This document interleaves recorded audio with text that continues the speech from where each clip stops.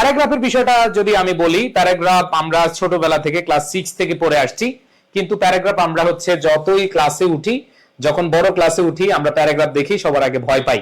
কিন্তু ভয় পাওয়ার কিছু নেই, কেন বলছি জানো? সেটা হলো যে ইংরেজির প্যারাগ্রাফ কিন্তু সেই যে লোডশেডিং পড়ে আসছো, আর্লি রাইজিং পড়ে আসছো, কোনো না কোনো সময় তুমি পড়ে আসছো, কিন্তু কথা হচ্ছে এখন আমাদেরকে ভালো করে নম্বর পেতে হলে আমাদেরকে ভালো করে পড়তে হবে, কিন্তু আমাদের হাতে সময় নেই, আর সময় থাকলেও আমরা সেগুলো ইউটিলাইজ করি নাই। সো আমি তোমাদেরকে যে কথাটা বলবো যে আজকের ক্লাসে আমি তোমাদেরকে জাস্ট এমন কিছু ট্রিক্স এবং ফরম্যাট দিব যেগুলো দিয়ে তুমি ভালো নাম্বার পাবে। অনেকে বলে যে ভাইয়া আপনারা যে ফরম্যাট দেন সেগুলোকে ভালো নাম্বার পাওয়া যাবে কিনা। সো ফরম্যাটটা আসলে লিখতে হবে খুব সুন্দরভাবে অ্যানালাইসিস করে। তুমি যদি মনে করো যে তুমি গতানুগতিক কোনো ফরম্যাট লিখে দেবে, তুমি আন্ডাও পাইতে পারো। ধরো একটা টপিক আসলে ওই টপিকের কিছুই নাই, তুমি একটা ফরম্যাট দিয়ে দিলে, it is very essential, it is very important, এগুলো দিলে হবে না। তোমাকে ওই প্যারাগ্রাফ যেটা আসবে সেটা অনুযায়ী লিখতে হবে। তো আমি একবার শুরুতেই তোমাদেরকে যে বিষয়টা দেখাতে চাই সেটা হলো যে প্যারাগ্রাফ গুলো একটু টাইপস গুলা বলি, তোমাদের কি ধরনের প্যারাগ্রাফ আসার সম্ভাবনা আছে, একটু টাইপস গুলা চিন্তা করো। দেখো, very very important, very very important, সবচেয়ে বেশি ইম্পর্টেন্ট হচ্ছে রোড অ্যাক্সিডেন্টস। এইটা গত বছরও ইম্পর্টেন্ট ছিল, এর আগেও ছিল। হ্যাঁ, এরপর হচ্ছে ইম্পর্টেন্স অফ মোরাল ভ্যালুজ। দেখো এখানে যে সব পড়তে হবে তোমার সব পড়া লাগবে না, বাট আমি তোমাদেরকে সব পড়াবো না, কিন্তু তুমি পেরে যাবা। তোমরা যারা আজকে ফার্স্ট টু লাস্ট ক্লাস করবা মিনিমাম 30টা প্যারাগ্রাফ নিজে লিখতে পারবা, লিখে আসতে পারবা। সো আমি তোমাদেরকে সেইভাবে শেখাবো। ওকে ভাইয়া, যারা শেয়ার করেন, হ্যাঁ যারা শেয়ার করে নাই পাবা না, কিন্তু সবাই শেয়ার করে দাও, সবাই। ইয়েস। সো খেয়াল করে দেখো, এখানে আমি যে জিনিসটা বললাম সেটা হলো, তুমি ধরো তোমার প্যারাগ্রাফ অত ভালো জানা নাই বা তুমি অত ভালো পারেও না, কিন্তু হচ্ছে তুমি আজকের ক্লাসটা যদি করো, মনোযোগ দিয়ে যদি আজকের ক্লাসটা করো, তুমি মোটামুটি এটা শিওর থাকো যে তোমার আজকে অনেকগুলো প্যারাগ্রাফ তোমার মুখস্থ হয়ে যাবে। সো দেখো, রোড অ্যাক্সিডেন্ট খুব ইম্পর্টেন্ট। তারপরে দেখো তোমাদের এখানে ডেঙ্গু ফিভার ইম্পর্টেন্ট, ঠিক আছে, গ্লোবাল ওয়ার্মিং ইম্পর্টেন্ট, এগুলো অনেকগুলো তোমাদের ইম্পর্টেন্ট আছে। এইখানে তোমাদেরকে অবশ্যই ভালোভাবে মনোযোগ দিয়ে কি করতে হবে, ক্লাসটা করতে হবে, এবং পিডিএফটা তোমাদেরকে পেতে হলে অবশ্যই আজকে তোমাদের মেনশন করতে হবে এবং বন্ধুদেরকে জানাতে হবে। সো আমি এইখানে দেখো, দ্বিতীয় যেটা বললাম ইম্পর্টেন্স অফ মোরাল ভ্যালুস, তৃতীয় হচ্ছে ডেঙ্গু ফিভার আছে, গ্লোবাল ওয়ার্মিং আছে, ঠিক আছে, তারপরে দেখো প্রাইস হাইক আছে, ড্রাগ এডিকশন আছে, এগুলো ইম্পর্টেন্ট। এছাড়া কম্পারিজন এন্ড কন্ট্রাস্ট থেকে তোমাদের কি প্রশ্ন আসার সম্ভাবনা অনেক বেশি। যেমন ভিলেজ লাইফ এবং সিটি লাইফ, এই দুইটার মধ্যে পার্থক্য। এরপর দেখো স্কুল লাইফ এবং কলেজ লাইফ, এগুলো হচ্ছে কম্পারিজন এন্ড কন্ট্রাস্ট। তারপর দেখো technical education, general education, junk food, healthy food, offline class, online class, ওই যে ট্রেডিশনাল এডুকেশন বা হচ্ছে অনলাইন ক্লাস, এই দুইটা কাছাকাছি। সো এখানে আমরা এই যে comparison, contrast, cause and effect যে প্যারাগ্রাফ গুলো আছে, এই যে এতগুলো দেখতেছো, দেখো এখানে 22টা প্যারাগ্রাফ আছে। সো এই 22টা প্যারাগ্রাফ মাত্র আমি দুইটা ফরম্যাটে শেখাবো। এখন অনেক ভাই আমার দুইটা ফরম্যাট পারবো না, নাইলে ভাই তুমি পারবা না। দেখো তোমাদের ইংলিশ ফার্স্ট পেপারে একটা প্যারাগ্রাফ আসবে, তোমাদের ফার্স্ট পেপারে একটা প্যারাগ্রাফ আসবে, সেকেন্ড পেপারে একটা প্যারাগ্রাফ আসবে, টোটাল কয়টা প্যারাগ্রাফ? দুইটা প্যারাগ্রাফ আসবে। সো তুমি দুইটা প্যারাগ্রাফের জন্য প্রস্তুতি নিবা না। অনেকে ভাবে যে ভাই এই টপিক আমি বাদ দিয়ে দিব, না, বাদ দেওয়ার কোনো অপশন নাই। তোমাকে এই দুইটা প্যারাগ্রাফে ভালো করতে হলে তোমাকে অবশ্যই যে জিনিসটা খেয়াল রাখতে হবে, তোমাকে খুঁটিনাটি সবকিছু প্রিপারেশন নিয়ে যেতে হবে। সো আমি এখানে যতগুলো দিছি সবগুলো ইম্পর্টেন্ট না, বাট তুমি অটো পেরে যাবা, তুমি পারবা, ঠিক আছে। ধরো তুমি যেটা চাও না সেটাও তোমার হয়ে যাবে। এটা খুব ব্যাপারটা একটু ইন্টারেস্টিং না? ধরো তুমি কিছু চাচ্ছ না কিন্তু তোমার এটা হয়ে যাবে, সেটা অনেক বড় একটা বিষয় তোমাদের জন্য। আচ্ছা, একজন বলতেছে সাউন্ড প্রবলেম করতেছে, ঠিক আছে, ধরো তুমি যেটা চাও না সেটাও তোমার হয়ে যাবে। এটা খুব ব্যাপারটা একটু ইন্টারেস্টিং। সাউন্ড প্রবলেম হচ্ছে, তুমি কিছু চাচ্ছ না কিন্তু তোমার। আচ্ছা, সো খেয়াল করে দেখো, সাউন্ড একটু কমিয়ে দাও, অনেক বেশি সাউন্ড তো এইজন্য ইয়া লাগতেছে হয়তো। তো আসো এবার তোমাদেরকে যেটা বলছিলাম, দুইটা প্যারাগ্রাফ তোমাদের আসবে। এরপর দেখো ইম্পর্টেন্স দিয়ে, যেমন importance of moral values, importance of learning English, importance of games and sports, importance of tree plantation, early rising female education. So এগুলা কিন্তু আমাদের এইভাবে আসতে পারে। আর ইম্পর্টেন্স না, এটা হচ্ছে ডে রিলেটেড, সরি এটা ভুল আসছে, ডে রিলেটেড, যেমন victory day, victory day, independence day, তারপর হচ্ছে Pohela Boishakh, international mother language day. So এগুলো তুমি চাইলে একটা ফরম্যাটে লিখতে পারবা। সো আজকের ক্লাসে তোমার যে সব পড়তে হবে এরকম না, বাট তোমাদেরকে আমি এমন ভাবে শেখাবো যেগুলো তোমরা ইজিলি গ্র্যাব করতে পারবা। আসো আরেকটা বিষয় বলি, সেটা হলো যে এইখানে তোমাদের নেক্সট ক্লাস হচ্ছে আমার কম্পোজিশন, মানে আগামী ক্লাসে আমি তোমাদেরকে ফ্রি রাইটিং বা কম্পোজিশন পড়াবো। এখানে অনেকগুলো আছে, তোমার কম্পোজিশন হয়ে যাবে, প্যারাগ্রাফের সাথে কম্পোজিশন হয়ে যাবে। সো ওইভাবে কিন্তু আমি সাজিয়েছি আজকের ক্লাস এবং পরের ক্লাস। আজকে তো আমরা প্যারাগ্রাফ শিখলাম, পরের ক্লাস আমরা কম্পোজিশন শিখবো। তো আজকের ক্লাস তুমি ভালোভাবে মনোযোগ দিলে কম্পোজিশনটা হয়ে যাবে, এবং এইখানে অনেকগুলো প্যারাগ্রাফ আছে যেগুলো তোমার কম্পোজিশনে কাজে লাগবে। তো আমি আজকের ক্লাস এবং আগামী ক্লাস 6 এবং 7 এই দুইটা ক্লাস মনোযোগ দিয়ে করতে হবে, ঠিক আছে? ওকে। সো এই যে এত এত প্যারাগ্রাফ, তোমার আসলে এত এত প্যারাগ্রাফ মুখস্থ করার দরকার নাই, পড়ারও দরকার নাই, আমি তোমাদেরকে সেভাবেই শিখাবো। আসো বিসমিল্লাহির রহমানির রহিম। প্রথম কথা হচ্ছে ভাইয়া, প্যারাগ্রাফে প্যারা নাই। অনেকেই প্যারাগ্রাফ কি করো, ধরো এখান থেকে শুরু করলা, 5 লাইন 3 লাইন 4 লাইন লিখে এখানে শেষ করলা, আবার আরেক প্যারা শুরু করলা। না, প্যারাগ্রাফ লিখতে হবে এক প্যারায়। কিন্তু তোমাদেরকে দেখানোর সুবিধার্থে আমি প্যারা প্যারা করে দিছি, তোমাদের মুখস্থ করানোর সুবিধার্থে আমি প্যারা করে দিছি। এটার জন্য আবার বলে দিচ্ছি, আমি শুরুতে বলে দিচ্ছি প্যারাগ্রাফে এক প্যারা দিয়ে লিখবা, প্যারাগ্রাফে কোনো হেডিং দিবা না। মানে হচ্ছে ওই যে ইন্ট্রো, ঠিক আছে, ইন্ট্রোডাকশন, তারপর হচ্ছে কজ, ইফেক্ট, এগুলা দিবা না। বাট তোমাদেরকে বোঝানোর জন্য আমি আজকে ফরম্যাটে দিয়েছি। এইখানে মাথায় রাখতে হবে প্যারাগ্রাফ লিখতে হবে কি এক প্যারায়, প্যারাগ্রাফ লিখতে হবে কি এক প্যারায়। সো আমি তোমাদেরকে একটা প্যারাগ্রাফ দিয়ে 17টা প্যারাগ্রাফ শেখাবো। এখন এটার কথা মনে পড়লে তোমাদের বিভিন্ন ইউটিউব বা অনলাইনের ক্লাসের কথা মনে পড়ে যেতে পারে যে ভাই আমি তো মনে হয় এগুলা ক্লাসে দেখছি, বিভিন্ন জায়গায় দেখছি। না, তোমরা এই ক্লাস কখনো দেখো নাই। যদিও অনেকে আমার পেট বেসে আছো, কিছু দেখেছো, আবার নতুন অনেকগুলো প্যারাগ্রাফ আমি এখানে অ্যাড করেছি। সো তোমাদেরকে বলতে চাই ভাইয়া, যে তুমি যদি প্যারাগ্রাফে ভালো করতে চাও তাহলে তুমি এক ফরম্যাট দিয়ে সব লিখতে পারবে না। যেমন এখানে যেগুলো আছে কজ এন্ড ইফেক্টের, যেমন রোড অ্যাক্সিডেন্টের কারণ কি, হ্যাঁ এটার ইফেক্ট কি, প্রতিকার কি, এই টাইপের যেগুলো আছে, deforestation, climate change, price hike, এই একটা প্যারাগ্রাফে আমরা 17টা প্যারাগ্রাফ শিখে ফেলবো। এবং এগুলা লিখতে তুমি নম্বর পাবা মাস্ট। মার্কস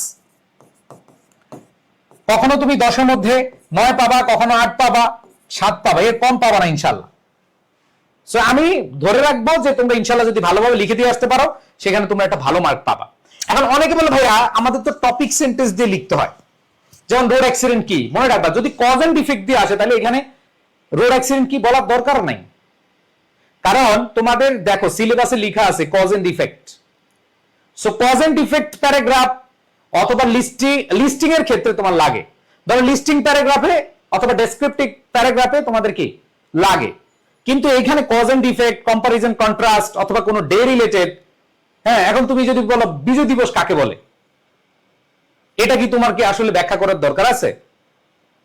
মাতৃভাষা দিবস কাকে বলে, এটা তো আমরা আসলে ওইভাবে মানে ডিফাইন করি না। সো ব্যাপারটা হচ্ছে ভাইয়া, এই যে কজ এন্ড ইফেক্ট এইগুলোই ম্যাক্সিমাম তোমাদের অনেক জায়গায় কমন পড়ে যাবে। সো এই কয়টা জাস্ট আমরা একটা ফরম্যাটে শিখবো। কয়টা ফরম্যাটে? একটা ফরম্যাটে। সবাই রেডি আছো? আসো, জাস্ট আমি তোমাদেরকে একটা ফরম্যাট দেখাবো। সো ওই ফরম্যাট অনুযায়ী তোমরা কি করবা শিখবো। শুরুতেই আমরা সাইবার বুলিংটা শিখবো বা সাইবার বুলিংটা লিখবো। এর আগে তোমাদেরকে আমি ফরম্যাটটা দেখাই। আবার বলতেছি ভাইয়া, ফরম্যাটের শুরুতে তোমরা অনেকে দেখবা ভাইয়া এখানে তো ইন্ট্রো আছে, ঠিক আছে, এখানেও তো আপনি ইন্ট্রো দিছেন, কজেস দিছেন, ইফেক্ট দিছেন, এগুলা লেখা লাগবে না। প্রথম কথা হচ্ছে ভাইয়া এগুলা তোমাদের বোঝানোর সুবিধার্থে আমি দিছি, এগুলা কিচ্ছু লিখবা না, এগুলা কিচ্ছু লিখবা না, কনক্লুশন এগুলা কিছু লিখবা না। এগুলো আমি লিখে দেওয়ার আরেকটা কারণ আছে, যদি কোনোভাবে তোমাদের কম্পোজিশন চলে আসে, দেখো ধরো তোমার প্যারাগ্রাফ আসলো না, তোমাদের কম্পোজিশন চলে আসলো। 25-এর কিন্তু নাই, 26 যারা আছে এদের কম্পোজিশন, তো 25-এর যারা এদের তো প্যারাগ্রাফই আসবে। সো যদি কম্পোজিশন আসে তখন তুমি এভাবে লিখতে পারবা। যদি কম্পোজিশন আসে বা ফ্রি রাইটিং আসে তখন তুমি এভাবে প্যারা করে লিখবা। যদি প্যারাগ্রাফ আসে তখন তুমি ভাই এই জায়গায় লিখবা না, এই সেন্টেন্সটা শুরু হবে এখান থেকে। আবার দেখো এই সেন্টেন্সটা শুরু হবে এখান থেকে, এই সেন্টেন্সটা শুরু হবে এখান থেকে। সো প্যারাগ্রাফে কয় প্যারা ভাইয়া? এক প্যারা। সো আসো আমরা 17টা প্যারাগ্রাফ শিখবো জাস্ট একটা ফরম্যাটের মাধ্যমে। আসো, এবং অনেকের প্রশ্ন ভাইয়া নম্বর পাবো কিনা, নম্বর পাবা কিভাবে সেটা কিন্তু আমি এখন দেখাই দিব, কোনো সমস্যা নাই। আসো দেখো, we face many challenges in life, এই লাইনটাকে লিখতে পারবো না বলো, মুখস্থ করে ফেলো। We face many challenges in life, আমরা অনেক বাধা বা কঠিন পরিস্থিতির সম্মুখীন হয়ে জীবনে and dash is এখানে টপিকের নাম লিখবা। ধরো আসলো কি সাইবার বুলিং, আসলো কি আসলো সাইবার বুলিং। তাহলে cyber bullying is one of the most alarming in recent Times. অনেকে বলে যে ভাই আমার মুখস্থ হয় না, কেউ মুখস্থ করবা না। তোমরা আবার বলতেছি, তোমরা কেউ মুখস্থ করবা না।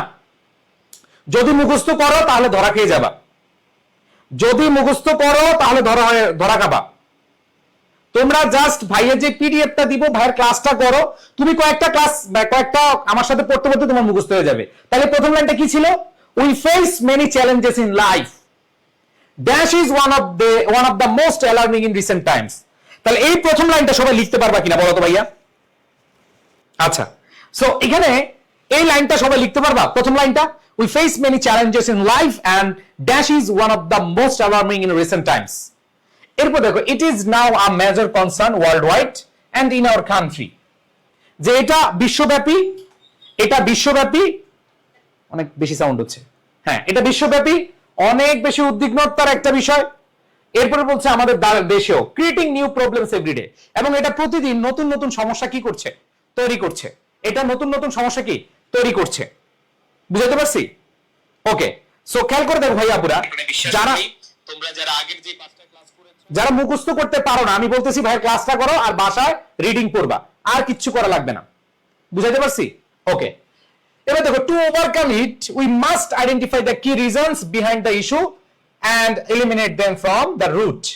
সো যেহেতু এইখানে সাইবার বুলিং এর অবশ্যই ঘটার কারণ থাকে, এর পেছনের ইফেক্ট, এই কারণের পরে এর ইফেক্ট হয়। যদি সাইবার বুলিং হয় তাহলে সেক্ষেত্রে কি ইফেক্ট পড়ে এবং এর প্রিভেনশন কি। সো এটাই বলেছে যে behind this issue and eliminate them from the root, এবং এগুলো একবারে মূল থেকে কি করতে হবে? প্রতিহত করতে হবে। সো এইটা তুমি বেশি না 6-7 বার পড়লে তোমার মাথায় আটকে যাবে। এরপরে কি বলেছে দেখো, সেভারাল ফ্যাক্টরস ডিরেক্টলি, এবার তুমি কজেসটা নিয়ে আসবা, যে several factors directly contribute to the rise of dash, যে কিছু বিষয় আছে যেগুলো একবার সরাসরি অবদান রাখে কিসের জন্য? সাইবার বুলিং এর জন্য। কিসের জন্য? সাইবার বুলিং এর জন্য। দ্য মেইন কজেস ইনক্লুড, এখন এই কারণগুলো কি কি, এই লেখাটার উপরে কয়েকটা পয়েন্টের উপর ডিপেন্ড করে তুমি আসলে ফুল মার্কস পাবা কিনা। অনেক টিচার তোমার এই লেখা থেকে 10-এ 10 দিবে, কারণ তুমি এখানে ইনফরমেশন ঠিক দিচ্ছ। এইবার আসো ভাইয়া, খেয়াল করে দেখো, এখন তুমি দেখো এই কয়েকটা কজ লিখবা। যেমন একটা হচ্ছে কি, মিসইউজ অফ সোশ্যাল মিডিয়া, যে সোশ্যাল মিডিয়ার অপব্যবহার। এই যে সাইবার বুলিং হচ্ছে, এর প্রধান কারণটা কি? যে মিসইউজ অফ সোশ্যাল মিডিয়া, এটা লিখলা। ল্যাক অফ ডিজিটাল লিটারেসি, যে ডিজিটাল শিক্ষার অভাব। এখানে আমি 4টা দিছি, তুমি 4টা না 2টা লিখলো তোমাকে টিচার নাম্বার দিবে। আমি একটু বেশি দিছি, যে তুমি 2টা লিখলো নাম্বার পাবা। তাহলে তুমি লিখো ইনক্লুড, কজ নাম্বার 1 লিখবা কি ভাইয়া? যে misuse of social media. Number 2 এখানে কমা দিয়ে লিখবা ল্যাক অফ ডিজিটাল লিটারেসি, অথবা অ্যানোনিমিটি অফ দ্য ইন্টারনেট, ইন্টারনেটে পরিচয় গোপন রাখা। তার হচ্ছে উইক সাইবার লজ, আমাদের যেই সাইবার আইন এটা খুবই, ঠিক আছে ভাই, এটা খুব সহজ, মুখস্থ হয়ে যাবে ইনশাল্লাহ, মুখস্থ হয়ে যাবে আশা রাখি আমি ইনশাল্লাহ। তো এখানে তুমি কয়েকটা কজ লিখলা, 2টা 3টা 4টা 5টা 7টা পর্যন্ত লিখতে পারো, সমস্যা নেই। সো আমি বলবো যে 2-3টা লিখলেই হবে। ফার্দার ফুয়েল দ্য প্রবলেম, এবার দেখো প্রথম তুমি 2টা লিখলা, তুমি চাইলে অ্যাডিশনাল দিয়ে ব্যবহার করলে বেটার। তো আমি কেন অ্যাডিশনালি ব্যবহার করলাম জানো? এই অ্যাডিশনালি, মোর ওভার, এরকম ওয়ার্ডগুলো থাকলে টিচাররা খুশি হয়। তো ধরো তুমি এখানে 1টা 2টা লিখলা, আর অ্যাডিশনালি 1টা লিখলা, 3টা লিখলা। আমি এখানে তোমার 4টা দিছি, তুমি চাইলে 4টা লিখতে পারো। শুরুতে 2টা লিখলা আর অ্যাডিশনালি 2টা লিখলা, ঠিক আছে? ওকে, সো প্রাণপ্রিয় শিক্ষার্থীরা দেখো, তুমি কেন নম্বর বেশি পাবা এটার প্রধান কারণ হচ্ছে তুমি এটার সাথে রিলেভেন্ট লেখা লিখতেছো। ফরম্যাট একটাই, কিন্তু তুমি রিলেভেন্ট লেখা লিখতেছো। তাহলে দেখো তুমি কি লিখলা, মিসইউজ অফ সোশ্যাল মিডিয়া। আমাদের সাইবার বুলিং কেন হয়? যে আমরা সোশ্যাল মিডিয়ার অপব্যবহার করি। ল্যাক অফ ডিজিটাল লিটারেসি, আমাদের ডিজিটাল শিক্ষার অভাব আছে। তারপর হচ্ছে অ্যানোনিমিটি অফ দ্য ইন্টারনেট, ইন্টারনেটে আমাদের কি গোপন রাখা যায় পরিচয়। তারপর হচ্ছে উইক সাইবার লজ, আমাদের সাইবার আইনটা কি দুর্বল। এরপর দেখো problem making it more severe and persistent. তাহলে এখানে কজগুলো লিখলা। এবার দেখো dash has many harmful effects, এবারে তুমি ইফেক্ট লিখবা। আবার বলতেছি ভাইয়া প্যারাগ্রাফ আসলে এই জিনিসগুলো লিখবা না, তোমরা এক ডিলে 2 পাখি মারতেছো। প্যারাগ্রাফ পড়লে কম্পোজিশন লিখতে পারবা, এই জন্য আমি এগুলো তোমাদেরকে দিয়ে দিছি, যাতে করে প্যারাগ্রাফ আসলে তো এগুলো লিখবা না, মানে হচ্ছে এই পয়েন্টগুলো লিখবা না, কিন্তু যদি কম্পোজিশন আছে তখন লিখবা। সো এরপর দেখো dash has many harmful effects.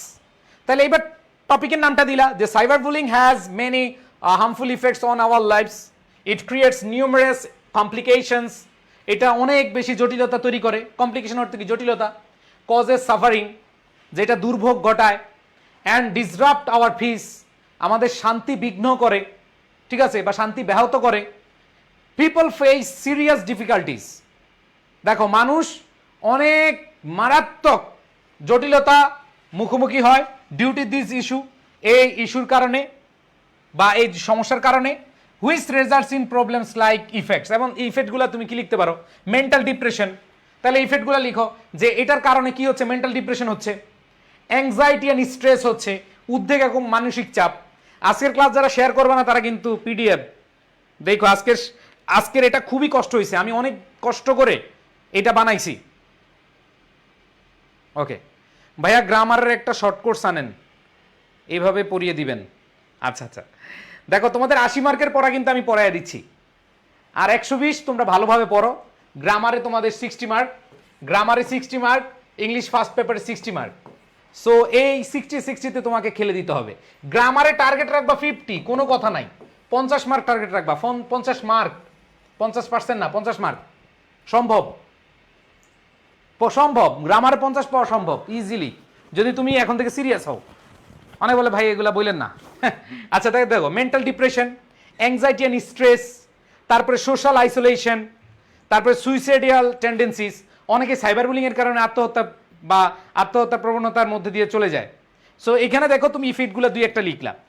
এবার দেখো ultimately it damages our wellbeing and prevents us from leading a peaceful life, এটা আমাদের শান্তি কল্যাণ নষ্ট করে এবং এটা আমাদের পিসফুল লাইফ, আমাদের শান্তিপূর্ণ জীবনকে ব্যাহত করে।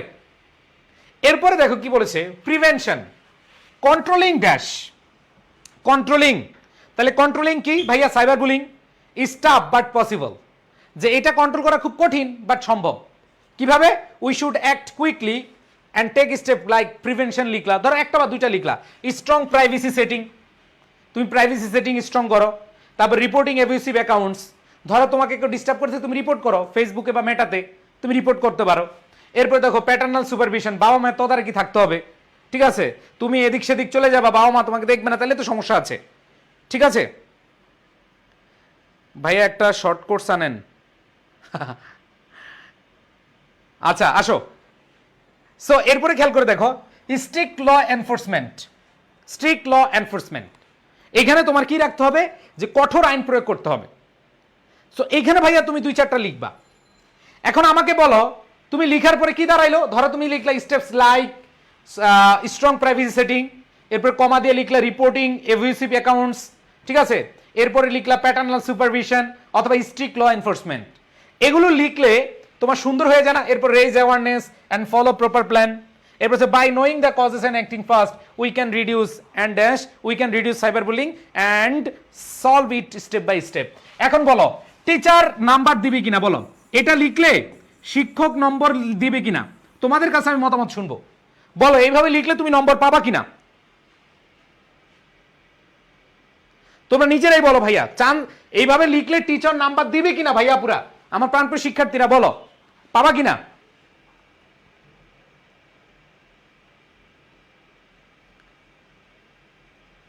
ভাইয়া ওয়ান শট কোর্স আনেন। আরে বাবা কত কিছু।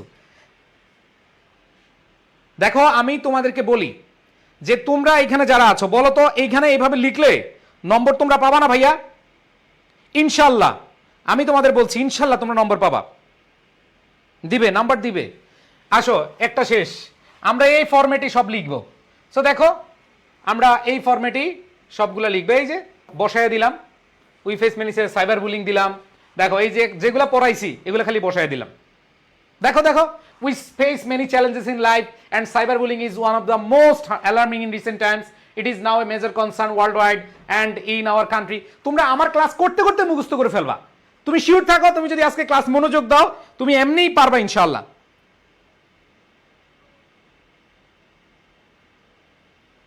ওকে, তারপরে দেখো to overcome it we must identify the key reasons behind, দেখো behind this issue and eliminate them from to root several. দেখো আমি কিন্তু কোনো ইয়ে দেই না, দেখো আমি যখন লিখেছি প্যারাগ্রাফ তখন কিন্তু আমি কোনো কি দেই নাই, প্যারা দেই নাই, সব লিখতেছি দেখো। several factors directly contribute to the rise of cyberbullying. The main causes includes misuse of social media, lack of digital literacy, anonymity of the internet, and desire for revenge or dominance. Additionally, weak cyber, lack of paternal supervision, easy access to digital device further fuel problem. ঠিক আছে, এরপরে এই জিনিসগুলো আমরা কয়েকটা আমি বেশি করে দিছি, কিন্তু তোমাদের এখানে দরকার নাই, আমি একটু বেশি করে লিখে দিছি, বাট তোমরা এই পয়েন্ট থেকে 2টা 3টা করে লিখে দিবা, শেষ। এত বেশি লেখারও দরকার নাই। আমি তো বলে দিলাম যে তোমরা যদি 4টা না 5টা না 6টা না 2টা করে লিখো তাইলেও পারবা। এবার আসো, আমরা এখন চলে যাব পরবর্তীতে ডেঙ্গু ফিভার। ডেঙ্গু ফিভার একই ফরম্যাট দিয়ে আমরা ডেঙ্গু ফিভার লিখবো।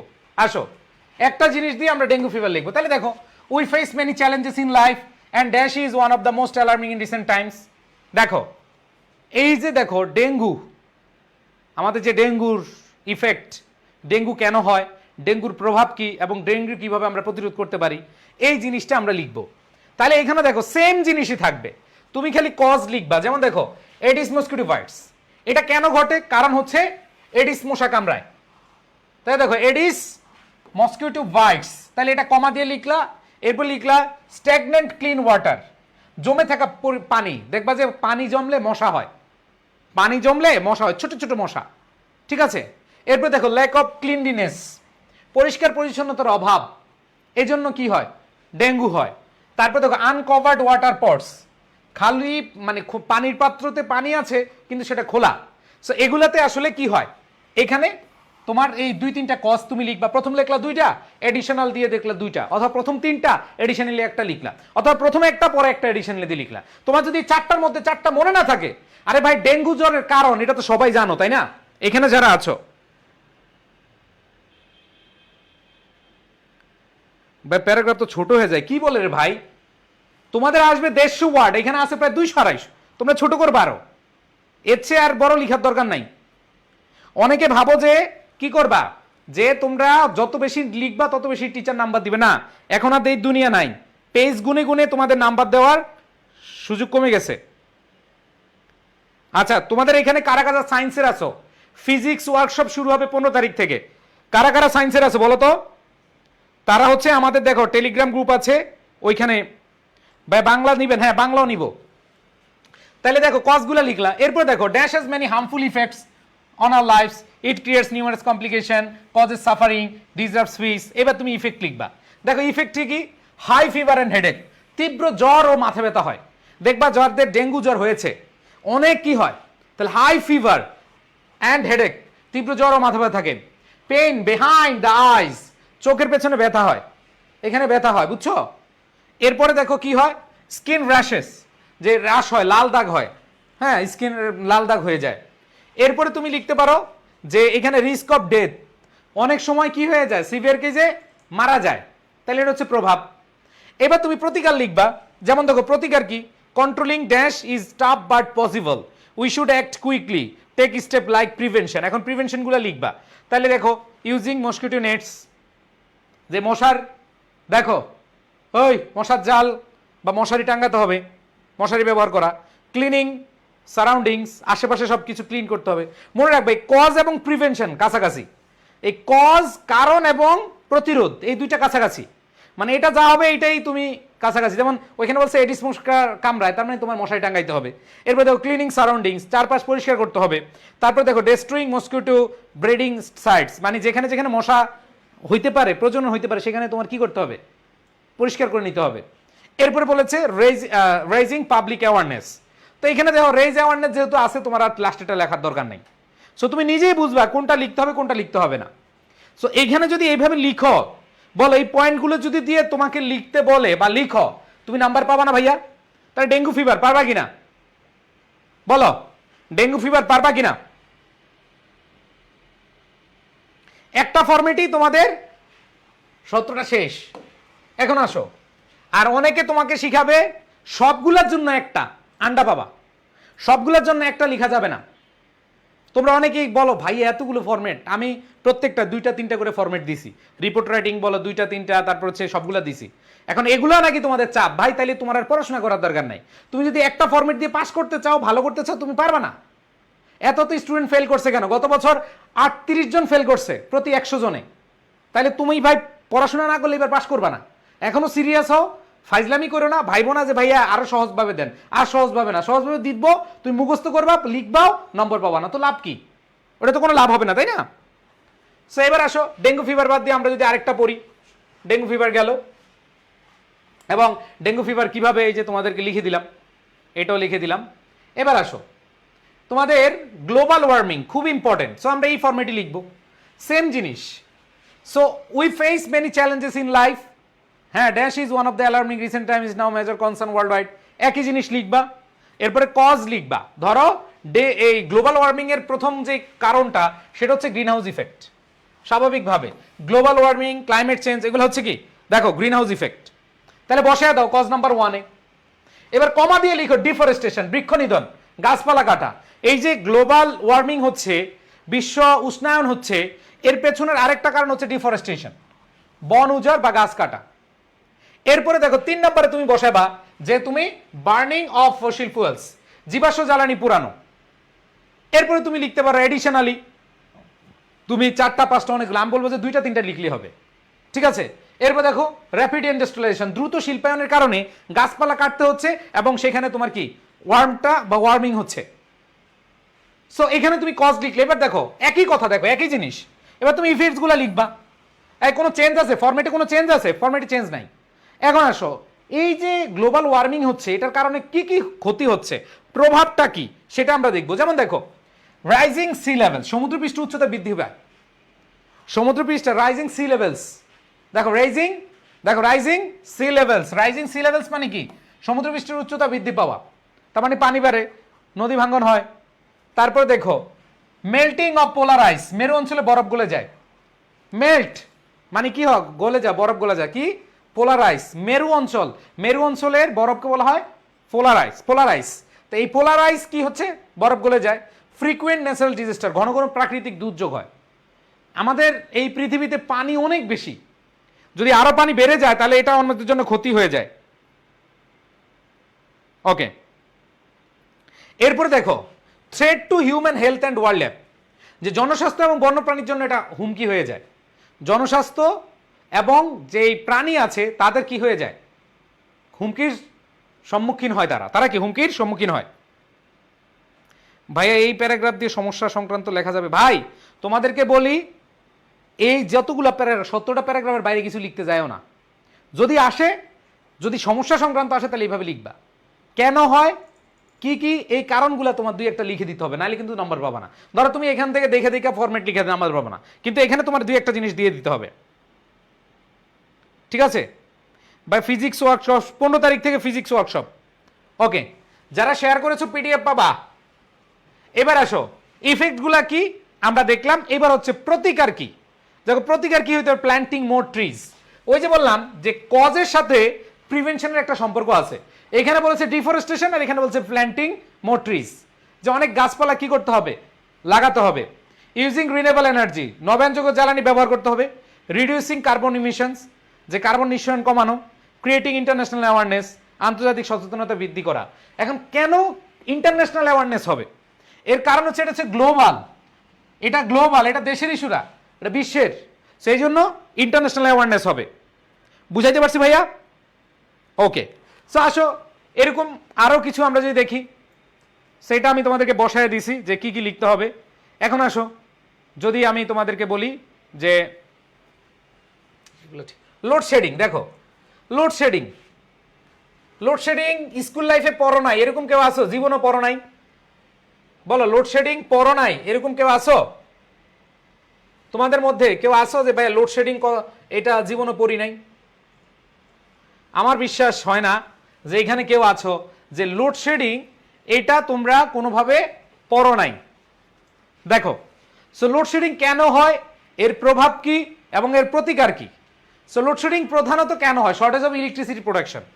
দেখবা গরমকালে লোডশেডিংটা একটু বেশি হয়, গরমকালে কি লোডশেডিংটা একটু কি বেশি হয়, কেন হয়, কারণ তুমি আমি যে ব্যবহারটা করি এটা আমরা শীতকালে কি আমরা এসি চালাই, শীতকালে ফ্যান চালাই না। এই যে যখন এসি চালাও ফ্যান চালাও তখন হুট করে কি সবার ব্যবহার বেড়ে যায়, আর আমাদের তো একটা যোগান আছে তাই না। সো আমাদের যে চাহিদা এবং আমাদের যে উৎপাদন বা যোগান এটা আমাদের কম হয়ে যায়, ঘাটতি, shortage shortage of electricity production, দেখবা গরমকালেই তোমার কি হচ্ছে, বেশি হচ্ছে, কিন্তু শীতকালে কিন্তু তোমার কারেন্ট মানে যেটাকে আমরা ইলেকট্রিসিটি বলি, ইলেকট্রিসিটি যায় না। এরপর দেখো illegal connection and power theft, অবৈধ সংযোগ ও বিদ্যুৎ চুরি থাকে। মানে যতটুকু যে আমি বললাম যে তোমরা এখানে যারা আছো, যে আমার 1000 মানুষ আছো বাসায়, এখন তোমরা 1000 মানুষের জন্য আমি কি করলাম, 1000টা ধরো তোমরা আমার এখানে বেড়াতে আসছো, আমার ক্লাসে বেড়াতে আসছো, তোমাকে আমি বিরিয়ানি দিব, কি দিব, বিরিয়ানি। সো বিরিয়ানি দিব, তো আমি জানি যে আমার এখানে তোমরা কতজন, 1000 জন আছো, তাহলে খেয়াল করে দেখো এই বিরিয়ানি যে 1000 জন আছে, এই 1000 জন্য আমি 1000 প্লেট আনলাম, কিন্তু এর মধ্যে কিছু থেফট চোর ছিল যারা দুইটা দুইটা করে নিয়ে নিছে, মানে এরকম 100 জন দুইটা নিয়ে নিছে, তার মানে কি হচ্ছে ওই 900 জন পাচ্ছে আর 100 জন পাচ্ছে না, কারণ এই 900 জনের মধ্যে কেউ দুইটা নিয়ে নিছে। সো এই জিনিসটাই বোঝাচ্ছে illegal connection and power theft, কারণ আমি জানি এতটুকু আমার দরকার কিন্তু এর মধ্যে চুরি হয়ে গেছে। এরপর দেখো ইনক্রিজিং ডিমান্ড ফর পাওয়ার, যে আমাদের এই বিদ্যুতের চাহিদা দিন দিন বাড়ছে। দেখো আগে সবার ঘরে মোবাইল ছিল না, আগে সবাই সবকিছু বন্ধ করে ঘুমিয়ে যাইতো, আর এখন রাত 12টা 1টা পর্যন্ত খালি চলে মোবাইল, ফ্যান আর টিভি, অনেক কিছু চলে। সো এই জায়গাগুলোতে আমাদের কি বাড়তেছে, ঠিক আছে। এরপরে খেয়াল করে দেখো টেকনিক্যাল ফল্টস এন্ড মিসম্যানেজমেন্ট, অনেক সময় লোডশেডিং কি হয়, যেমন আমাদের ক্লাসের মধ্যে হুট করে দেখবা যে লোডশেডিং হয়, এটা টেকনিক্যাল প্রবলেমের কারণে হুট করে হয়ে যায় অনেক সময়। সো এই জিনিসগুলো হয়। দেখো আমি তোমাদেরকে পড়াচ্ছি প্যারাগ্রাফ, এমনভাবে পড়াচ্ছি যাতে করে তোমরা কম্পোজিশনও পেরে যাও। কম্পোজিশন ক্লাস কালকে নিব, বাট আমি তোমাদের কেমনভাবে পড়াচ্ছি কম্পোজিশনটাও যেন তোমাদের হয়ে যায়। আবার বলতেছি, আমার ক্লাসের সাথে কেউ যদি বলো যে ভাইয়া এরকম তো এরকম হয়, আমি এই ফরম্যাট পড়বো না, আমি এক ফরম্যাটই সব লিখবো, ভাই তুমি চলে যাও, কিন্তু এই ফরম্যাট লিখলে তুমি নম্বর পাবা, ভালো নম্বর পাবা ইনশাল্লাহ। ওকে, সো খেয়াল করে দেখো এবার ইফেক্টগুলো দেখো। ডিসরাপশন ইন্ডাস্ট্রিয়াল প্রোডাকশন, শিল্প উৎপাদন ব্যাহত হচ্ছে। ধরো যখন বিদ্যুৎ চলে যায় হুট করে বন্ধ হয়ে গেলে এটা উৎপাদন ব্যাহত হয়।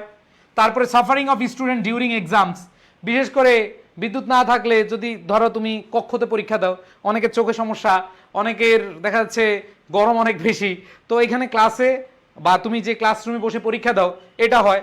এরপর স্পয়েলেজ অফ ফুড অ্যান্ড রেফ্রিজারেশন, ফ্রিজে রাখা খাবারটা কি হয়ে যায়, নষ্ট হয়ে যায়, স্বাভাবিক। দেখবা যে অনেকদিন কারেন্ট না থাকলে এগুলো কি নষ্ট হয়ে যায়। তারপরে দেখো ইন্টারাপশনস অফ হসপিটাল অ্যাক্টিভিটিস, হাসপাতালে কার্যক্রম বিঘ্নিত হয়। হ্যাঁ, এরপরে তুমি দেখো, তুমি যদি এর প্রতিকার লিখো তাহলে প্রতিকারের জায়গায় প্রতিকার, সেটিং আপ নিউ পাওয়ার প্ল্যান্টস, এভাবে লিখলে ভাইয়া তুমি মাস্ট নাম্বার পাবা। আবার বলতেছি ভাইয়া যেভাবে শিখাচ্ছি সেভাবে শিখো। তোমার কাছে মনে হইতে পারে কঠিন, কিন্তু কয়েকবার পড়লে তুমি এটা যদি বেশি না 39 বার না 19 বার পড়ো, 19 বার পড়লেই তোমার মাথায় ঢুকে যাবে। এবং প্রত্যেকটা রিডিং পড়বে, একটা একটা করে রিডিং পড়বে, তুমি এমনি পারবা ইনশাল্লাহ। তাহলে দেখো সেটিং আপ নিউ পাওয়ার প্ল্যান্টস, যেহেতু শর্টেজ তার মানে এখানে তোমাকে পাওয়ার প্ল্যান্ট কি করতে হবে, বাড়াতে হবে। তারপরে দেখো স্টপিং ইলিগেল পাওয়ার কানেকশন, ওই যে দেখো কানেকশন ছিল তুমি এটা স্টপ করবা। Using solar energy as an alternative, যে সৌরবিদ্যুৎ ব্যবহার করতে বলছে, তা আমাদের দেশে সৌরবিদ্যুৎ ব্যবহার হয়, আরও ব্যবহার করা উচিত বেশি বেশি। এরপর দেখো ইনশোরিং প্রপার ম্যানেজমেন্ট, এবং সঠিক ব্যবস্থাপনা নিশ্চিত করতে হবে। সো লোডশেডিং এর ক্ষেত্রে তুমি এভাবে পড়তে পারো। এরপর দেখো এরকম লোডশেডিং ছাড়াও আরো অনেক আছে, যে ভাইয়া জাস্ট এই একটা দিয়ে তুমি সব লিখতে পারবা। ধরো তোমার আসলো, এগুলো না ঠিক করলাম ভাইয়া রে,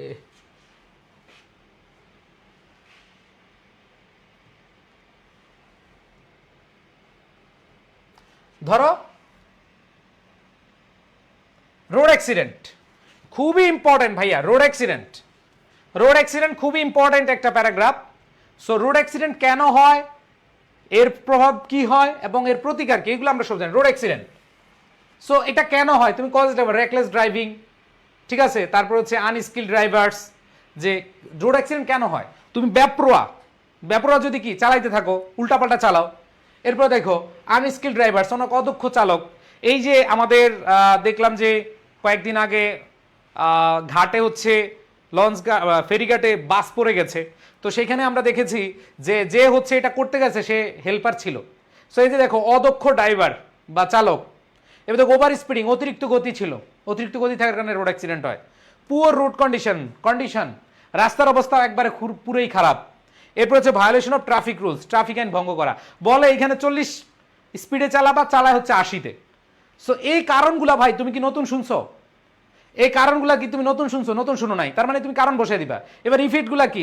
দেখো, লস অফ লাইফস, প্রাণহানি হয়, মৃত্যু হয়, সিরিয়াস ইনজুরিজ হয়, ইকোনমিক লস হয়, স্বাভাবিকভাবে অ্যাক্সিডেন্ট হলে অর্থনৈতিক ক্ষতি হয়, তারপরে ট্রাফিক কনজেশন, যানজট হয়, সোশ্যাল সাফারিং হয়। স্বাভাবিকভাবে আমরা এরকম দেখেছি, তোমরাও হয়তো পেয়েছো, ধরো রাস্তায় একটা দুর্ঘটনা ঘটছে, একটা অ্যাক্সিডেন্ট হয়েছে, দেখবা সব বাস অফ, যানজট সৃষ্টি হয়, দেখো যানজট সৃষ্টি হয়।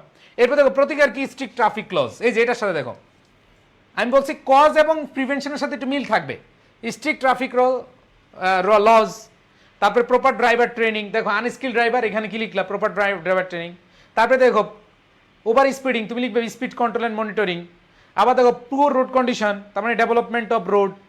এরপর দেখো পাবলিক অ্যাওয়ারনেস। সো এই যে কজের সাথে প্রিভেনশন কিন্তু ইজি। সো তুমি এটার মতো করে লিখে এগুলা বসায় দিবা। আর এগুলা কি তুমি ভাই নতুন জানো? লোডশেডিং কেন হয়, রোড অ্যাক্সিডেন্ট কেন হয়, এগুলা কি নতুন জানো? জানো না, এগুলো আগে থেকে জানো, জাস্ট বসায় দিবা।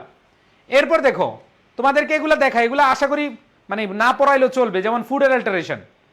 ফুড অ্যাডাল্টারেশন কেন হয়? খাদ্যে ভেজাল কেন হয়, বা খাদ্যে ভেজাল আমরা কেন করি? অতিরিক্ত লাভের আশায়, তাই না? সো আমি দেখাচ্ছি তোমাদেরকে।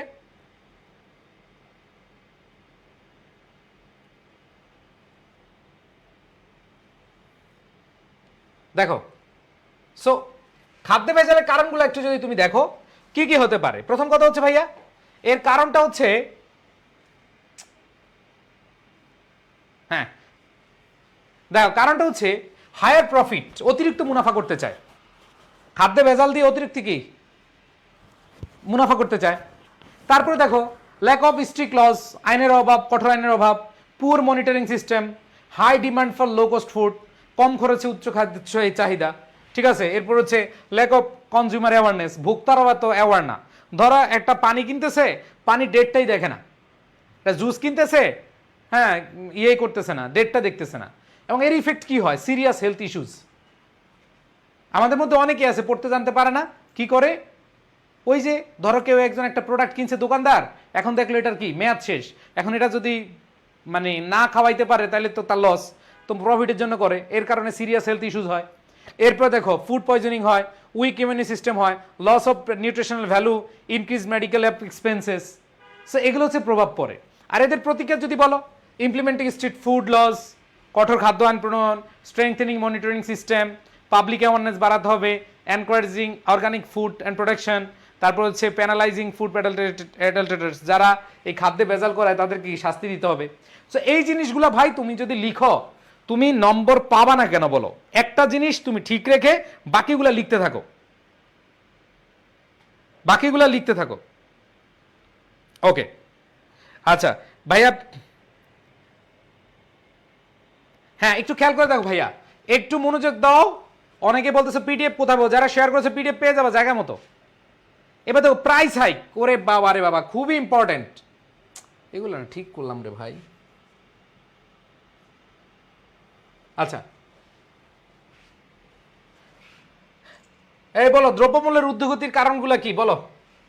এখানে তোমরা যারা আছো, তোমরা ছোটবেলা থেকেই পড়ে আসছো দ্রব্যমূল্যের ঊর্ধ্বগতি কেন হয় বা কারণটা কি।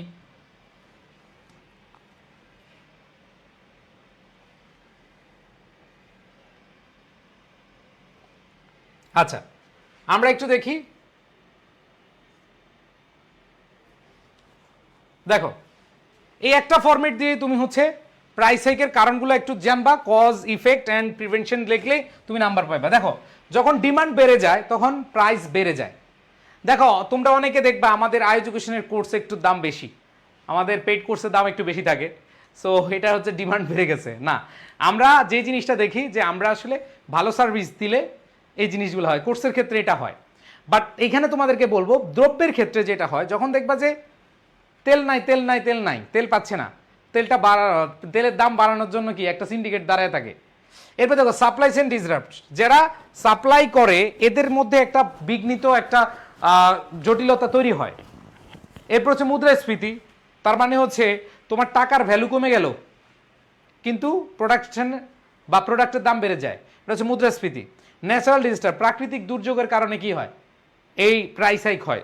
তারপর হচ্ছে গভর্নমেন্ট পলিসি, সরকার অনেক সময় নীতি করে দ্রব্যের দাম বাড়ায় দেয়, অথবা বাজেট পাস করে, ধরো তোমার দ্রব্যের দাম কিভাবে বাড়ে জানো? এই যে সরকারি যেটা বলছে, ধরো কোনো আগে যে বিড়ি সিগারেটের দাম কম ছিল, সিগারেটের উপরে তোমার ট্যাক্স ভ্যাট বসায় দিছে, তাহলে ভ্যাট যখন বাড়ে তোমার কি অটো কি ওইটার দাম ওপরে বাইরে যায়।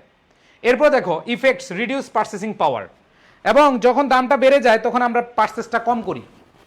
এরপর দেখো ইনফ্লেশনের প্রেশার, মুদ্রাস্ফীতি চাপ, economic instability, social unrest, impact on low income হাউসহোল্ডস, যে যারা আসলে কম আয়ের পরিবার তাদের আসলে অনেক বেশি প্রবলেম হয়, তারা কি হয় তাদের যে খরচটা কমিয়ে দেয়। আর প্রিভেনশন হচ্ছে কি ফিসক্যাল অ্যান্ড মনিটারি পলিসি, এখানে একটা মানে নীতি থাকতে হবে। কারণ তুমি মন চাইলে সরকার আজকে এটা বাড়ায় দিল, কালকে ওটা বাড়ায় দিল, এটার উপরে কর আরোপ করলো, এভাবে তো হবে না। তো এটার একটা নীতিমালা থাকতে হবে। তারপরে দেখো রেগুলেশন অফ মার্কেটস, বাজার নিয়ন্ত্রণ, control of market of regulation of, বাজারকে নিয়ন্ত্রণ করার যে জায়গাটা থাকতে হবে। ইনভেস্টমেন্ট ইন ইনফ্রাস্ট্রাকচার, অবকাঠামোগত বিনিয়োগ করতে হবে। ধরো তুমি রংপুর থেকে অথবা কুড়িগ্রাম থেকে কোনো প্রোডাক্ট আনবা, এখন তোমার যাতায়াত ব্যবস্থা ভালো না, তখন এই যে যাতায়াত ব্যবস্থা ভালো না থাকার কারণে তোমার ওইখান থেকে ঢাকা আনার জন্য বা পণ্য যে পরিবহন খরচটা বেড়ে যায়। আর পণ্য পরিবহন খরচ যখন বেড়ে যাবে তখন অটো এটা কি হয়ে যায়, দামটা বেড়ে যায়। এই জন্য বলেছে ইনফ্রাস্ট্রাকচার ডেভেলপমেন্ট করতে হবে। তারপরে হচ্ছে প্রাইস কন্ট্রোলস অ্যান্ড সাবসিডিজ, দেখো সাবসিডিজ এখানে মূল্য নিয়ন্ত্রণ এবং ভর্তুকি থাকতে হবে সরকারের পক্ষ থেকে। তারপর হচ্ছে promotion of competition in market, বাজারে প্রতিযোগিতা বৃদ্ধি করতে হবে। একচেটিয়া যখন মার্কেট থাকে তখন এমনি দাম বাড়ায় ফেলে। তো এই জিনিসগুলো ভাই তোমরা কয়েকবার রিডিং পড়লে এগুলা পেরে যাবে একটা দিয়ে। দেখো এখানে তোমরা যেগুলো আছে ডিফরেস্টেশন আছে, তারপরে হচ্ছে ক্লাইমেট চেঞ্জ আছে, ঠিক আছে, ক্লাইমেট চেঞ্জ আছে, তারপর হচ্ছে পরিবেশ দূষণ মানে এনভায়রনমেন্ট পলিউশন আছে, এগুলো একবার করে রিডিং পড়বা, আশা করি এগুলো সব পেরে যাবা। আমি এগুলো আর বেশিক্ষণ দেখাইতে চাচ্ছি না। হ্যাঁ, সো এই ফরম্যাটটা তোমরা কয়েকবার পড়লে হয়ে যাবে, ঠিক আছে, আর সমস্যা নাই আশা করি। এবার আসো যৌতুক প্রথা এগুলো আছে। হ্যাঁ, এবার আসো আমাদের কম্পারিজন অ্যান্ড কন্ট্রাস্ট, ওগুলো সব সেম। কম্পারিজন অ্যান্ড কন্ট্রাস্ট, এখানে আমি তোমাদের বলবো যে তোমাদের কম্পারিজন কন্ট্রাস্ট আসার সম্ভাবনা আছে, এবং যদি থাকে এগুলা সহজভাবে শিখতে হবে। একটা ফরম্যাট দিয়ে শিখবা, বাকিগুলো লিখে দিয়ে আসবা। তোমাদের প্যারাগ্রাফের কিন্তু অনেকগুলো টাইপ আছে, এখন তুমি যেই টাইপ যেভাবে লিখতে হবে সেটাই শিখতে হবে। যদি তুমি উল্টাপাল্টা শিখো কোনো লাভ হবে না। সো আমি তোমাদেরকে এতক্ষণ দেখাচ্ছি কজ অ্যান্ড ইফেক্ট, এখন হচ্ছে কম্পারিজন অ্যান্ড কন্ট্রাস্ট দেখাবো। সো কম্পারিজন অ্যান্ড কন্ট্রাস্টের ক্ষেত্রে তোমাদেরকে বলবো যে দুইটা জিনিসের সাথে তোমার কি থাকবে, কম্পেয়ার করা হবে এবং সেই অনুযায়ী তুমি লিখবে। এখন এটার জন্য একটা ফরম্যাট শিখবা। কয়টা? একটা ফরম্যাট শিখলেই এনাফ। অনেকেই ভাবো যে ভাইয়া তোমাদের প্যারাগ্রাফ কিন্তু অনেক, দুইটা, ফার্স্ট পেপারও আসবে, সেকেন্ড পেপার আসে, এই জন্য তোমাকে প্যারাগ্রাফ একটু কষ্ট করতে হবে। অনেকে ভাবো যে ভাই কম পড়ে কিভাবে ভালো করা যাবে। ভাই এই রাইটিং পার্টে প্যারাগ্রাফে এই চিন্তা ভাবনা করো না, কারণ এখানে তোমার পড়েই তারপরে কি করতে হবে। পরেরগুলো সহজ আছে, আমরা এগুলো দেখব একটা একটা করে। আমরা এখন দেখি school life and college life. দেখো school life and college life, এর আগে আমরা একটা ফরম্যাটটা পড়ে মোটামুটি সব ক্লিয়ার হব। আসো দেখো এই ফরম্যাটটা আমরা লিখব যখন কম্পারিজন অ্যান্ড কন্ট্রাস্ট আসবে। ফরম্যাটটা কি? The difference. ডিফারেন্স মানে কি? পার্থক্য। ইন ভ্যারিয়াস আসপেক্ট, বিভিন্ন বিষয়ে, যে বিভিন্ন বিষয়ে পার্থক্য অফ লাইফ, আমাদের জীবনে, highlight both benefits and challenges of its, যে প্রত্যেকটা জিনিসের এপিট ওপিট থাকে, প্রত্যেকটা জিনিসের ভালো দিক থাকে, খারাপ দিকও থাকে, তাই না? প্রত্যেকটা জিনিসের কি ভালো দিক থাকে, খারাপ দিকও থাকে। এরপর তুমি প্যারাগ্রাফটা লিখলা, যেমন school life and college life has its own advantages, যে school life and college life has its own advantage and disadvantages, যে এটার কি আছে, উপকারিতা বা সুবিধা অসুবিধা আছে ইন ইটস ফিল্ড, এটার মাঠ অনুসারে। তাহলে দেখো তুমি কিভাবে পড়লা, the difference in various aspect of life, যে আমাদের জীবনের বিভিন্ন বিষয়ে যে পার্থক্য, এইটা highlight both the benefits and challenges of is, এটা দেখায়, হাইলাইট কি দেখায়, আমাদেরকে একবারে তুলে ধরে কিভাবে, এটার বেনিফিটও দেখায়, আবার এটার যে চ্যালেঞ্জ, এটার যে জটিলতা সেটাও আমাদেরকে দেখায়। এরপর বলেছে সিমিলারলি ড্যাশ হ্যাজ, মানে যে প্যারাগ্রাফটা আসবে, ধর school life and college life আসলো, তাহলে কি এখানে টপিক লিখলা school life and college life. দেখো has its own advantages and disadvantages of its field. এরপর দেখো let's explore how this differences shape our lifes. So এইখানে তুমি দুইভাবে লিখতে পারো, যে এটাকে তুমি আলাদা করে, যে school life versus college life, এইভাবে না দিয়ে তুমি এখানে হ্যাজ না দিয়ে হ্যাভও ধরতে পারো। হ্যাভ, এবার দেখো দেয়ার, এখানে ইটস না লিখে দেয়ার লিখতে পারো, দুইটাকে প্লুরাল ধরে। সো আমরা একটা ইউনিটকে চিন্তা করে ইটস লিখতে পারি, কারণ গ্রামারে বলা আছে এন্ড দ্বারা যদি সমজাতীয় কিছুকে বুঝাও তখন তুমি চাইলে কি সিঙ্গুলার নিতে পারো, আর যদি তুমি সেটাকে আলাদা করতে চাও তাহলে আলাদা করো, তাহলে তুমি এখানে হ্যাজ না দিয়ে কি দিতে পারো, হ্যাভ দিতে পারো। তোমাদের বুঝার সুবিধার্থে আমি দিলাম, ঠিক আছে? হ্যাজও দিতে পারো, হ্যাভও দিতে পারো। তো ব্র্যাকেটে আমি হ্যাভও বলে দিলাম, সো এটাও দিতে পারো। আর যখন হ্যাভ দিবা তখন কি দিবা, ইটস দিবা। কি দিবা, সরি, ইটসের জায়গায় দেয়ার দিবা। কি দিবা, দেয়ার। যখন প্লুরাল দিবা তখন দেয়ার দিবা প্রোনাউনটা। এরপর দেখো, let's explore how this differences shape our lives, যে এই পার্থক্যগুলো কিভাবে আমাদের গঠন করে, ইনফ্লুয়েন্স আওয়ার চয়েসেস, আমাদের পছন্দকে কিভাবে তারা প্রভাবিত করে, অ্যান্ড ইমপ্যাক্ট সোসাইটি, এবং সমাজে কিভাবে প্রভাব ফেলে। এটা হচ্ছে তুমি স্টার্টিংটা দিলা। এইবার আসো, when we compare school life and college life, school life লিখলা, কলেজ লাইফ লিখবা, উই ফাইন্ড, আমরা পাই বোথ সিমিলারিটিজ অ্যান্ড ডিফারেন্সেস। আমরা দুইটা জিনিসই পাই, আমরা মিলও পাই আবার পার্থক্যও পাই। এবার দেখো, এবার dash is often characterize by, এবার স্কুল লাইফ লিখবা। স্কুল লাইফ লিখে এই কয়েকটা বৈশিষ্ট্য লিখবে। এখন স্কুল লাইফের বৈশিষ্ট্য কি তোমার একটু দেখতে হবে। যেমন স্কুল লাইফে স্ট্রিক্ট ডিসিপ্লিন থাকে, স্কুল লাইফে কি স্ট্রিক্ট ডিসিপ্লিন থাকে, আর ফিক্সড রুটিন। দেখবা যে স্কুলে আমরা অনেক বেশি ক্লাস করতাম, কলেজে উঠে ক্লাস কমে যায়, ঠিক আছে? তো এখানে দেখো ফিক্সড রুটিন থাকে, আর কনস্ট্যান্ট গাইডেন্স, একটা গাইডেন্স থাকে ফ্রম টিচারদের থেকে, ঠিক আছে? তাহলে তুমি এখানে এই যে এগুলা লিখলা, হুইচ প্রোভাইড, কি প্রোভাইড করে, I strong foundation of basic knowledge. এবং স্কুলে আমাদের একটা বেসিক নলেজ তৈরি হয়, কিন্তু দুঃখের বিষয় আমরা স্কুল লাইফেই ফাঁকিবাজি করছি, বিশেষ করে ইংরেজির ক্ষেত্রে। বলো তোমরা এখানে যারা আছো সবচেয়ে বেশি, দেখো তোমরা এখানে যারা আছো সবচেয়ে বেশি ইয়ে করছে কোন জায়গায়, স্কুল লাইফে। তোমাদের এই যে বেসিক স্ট্রং না, এটার মেইন প্রবলেম হচ্ছে তোমাদের আসলে বেসিকটা স্কুল থেকেই তোমরা ফাঁকিবাজি করছো। ওকে, এবার আসো, এবং প্রোটেক্টিভ এনভায়রনমেন্ট, এবং আমাদের খুব এনভায়রনমেন্টটা অনেক কি থাকে, নিরাপত্তার চাদরে ধরা। এরপরে দেখো দ্বিতীয় বিষয়, এখন তুমি কলেজ লাইফ, কলেজ লাইফে কি মোর ফ্রিডম, একটু ফ্রিডম বেশি থাকে, মানে স্কুল লাইফ থেকে বেশি ফ্রিডম থাকে, independent learning and broader academic environment, ঠিক আছে? সো এইখানে তুমি যারা কলেজে পড়তেছো, তোমরা যারা কলেজে পড়তেছো তোমরা নিজেরাই বুঝতেছো যে স্কুল লাইফ এবং কলেজ লাইফে তোমার কি কি পার্থক্য দেখতে পাচ্ছ। এরপর দেখো তোমার এইখানে শেয়ার কমন এলিমেন্টস অ্যাজ কিছু, সরি এখানে আছে। এবার দেখো both dash share common elements, এখন তাদের কিছু কমন এলিমেন্টস আছে। কমন এলিমেন্টস হচ্ছে যে the primary goal of acquiring education, যে স্কুল লাইফেরও প্রাইমারি গোল হচ্ছে কি, কি করা, এডুকেশন, শিক্ষা।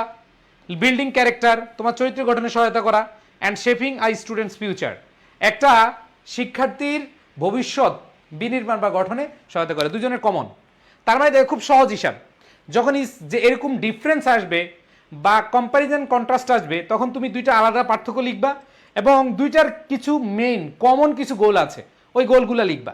যেমন এই দুইটা ডিফারেন্স কি দেখাইলাম, এই যে প্রথমটার বৈশিষ্ট্য এবং সুবিধা দেখাইলাম, পরেরটা দেখো সুবিধা, এই যে self reliance, personal growth, preparation for higher career goals. এখন এই যে তোমরা চিন্তা করতেছো যারা এইচএসসিতে আছো, তোমরা কিন্তু ভবিষ্যতে কোথায় পড়বা, কি পড়বা, যেমন তোমরা অলরেডি অনেকে ইউনিভার্সিটি অ্যাডমিশন দিবা, তোমরা বিভিন্ন বিশ্ববিদ্যালয়ে ভর্তি পরীক্ষা দিবা, বিভিন্ন বিশ্ববিদ্যালয়ে ভর্তি পরীক্ষার জন্য অলরেডি আমাদের কোর্সে ভর্তি হয়েছো, প্রি অ্যাডমিশনে ভর্তি হয়েছো, তাই না? সো এই জিনিসগুলো তোমাদের কিন্তু, এগুলা কিন্তু তোমাদের সুযোগ আছে, তোমরা এখানে এই যে হায়ার স্টাডিজ বা ক্যারিয়ারের বিষয়টা এখানে আছে। এরপর দেখো শেয়ার্ড কি কি, এটা আমরা লিখলাম। তাইলে এখানে তোমাদেরকে লিখতে হবে প্রথম বিষয়ের যেই বৈশিষ্ট্য সুবিধা, দ্বিতীয় বিষয়ের বৈশিষ্ট্য সুবিধা, এরপরে কমন, শেষ। এরপরে তুমি লিখে দাও যে আলটিমেটলি ওয়েদার ওয়ান প্রিপার্স, এটা লিখলা। তারপর হচ্ছে in the end whether we choose one over the other, we find balance between of the two, it is diversity and richness of experience that truly enrich our lives and broaden our perspective. So এখানে তুমি শেষ করলা। আচ্ছা এখানে এটা দুইবার আসছে, হ্যাঁ ইন্ডিংটা দুইবার আসছে, একটু বাদ যাবে, হ্যাঁ ইন্ডিংটা দুইটাই যাবে, একটা লিখলে হবে that truly enrich our lives and broaden our, একটু লিখলে হবে।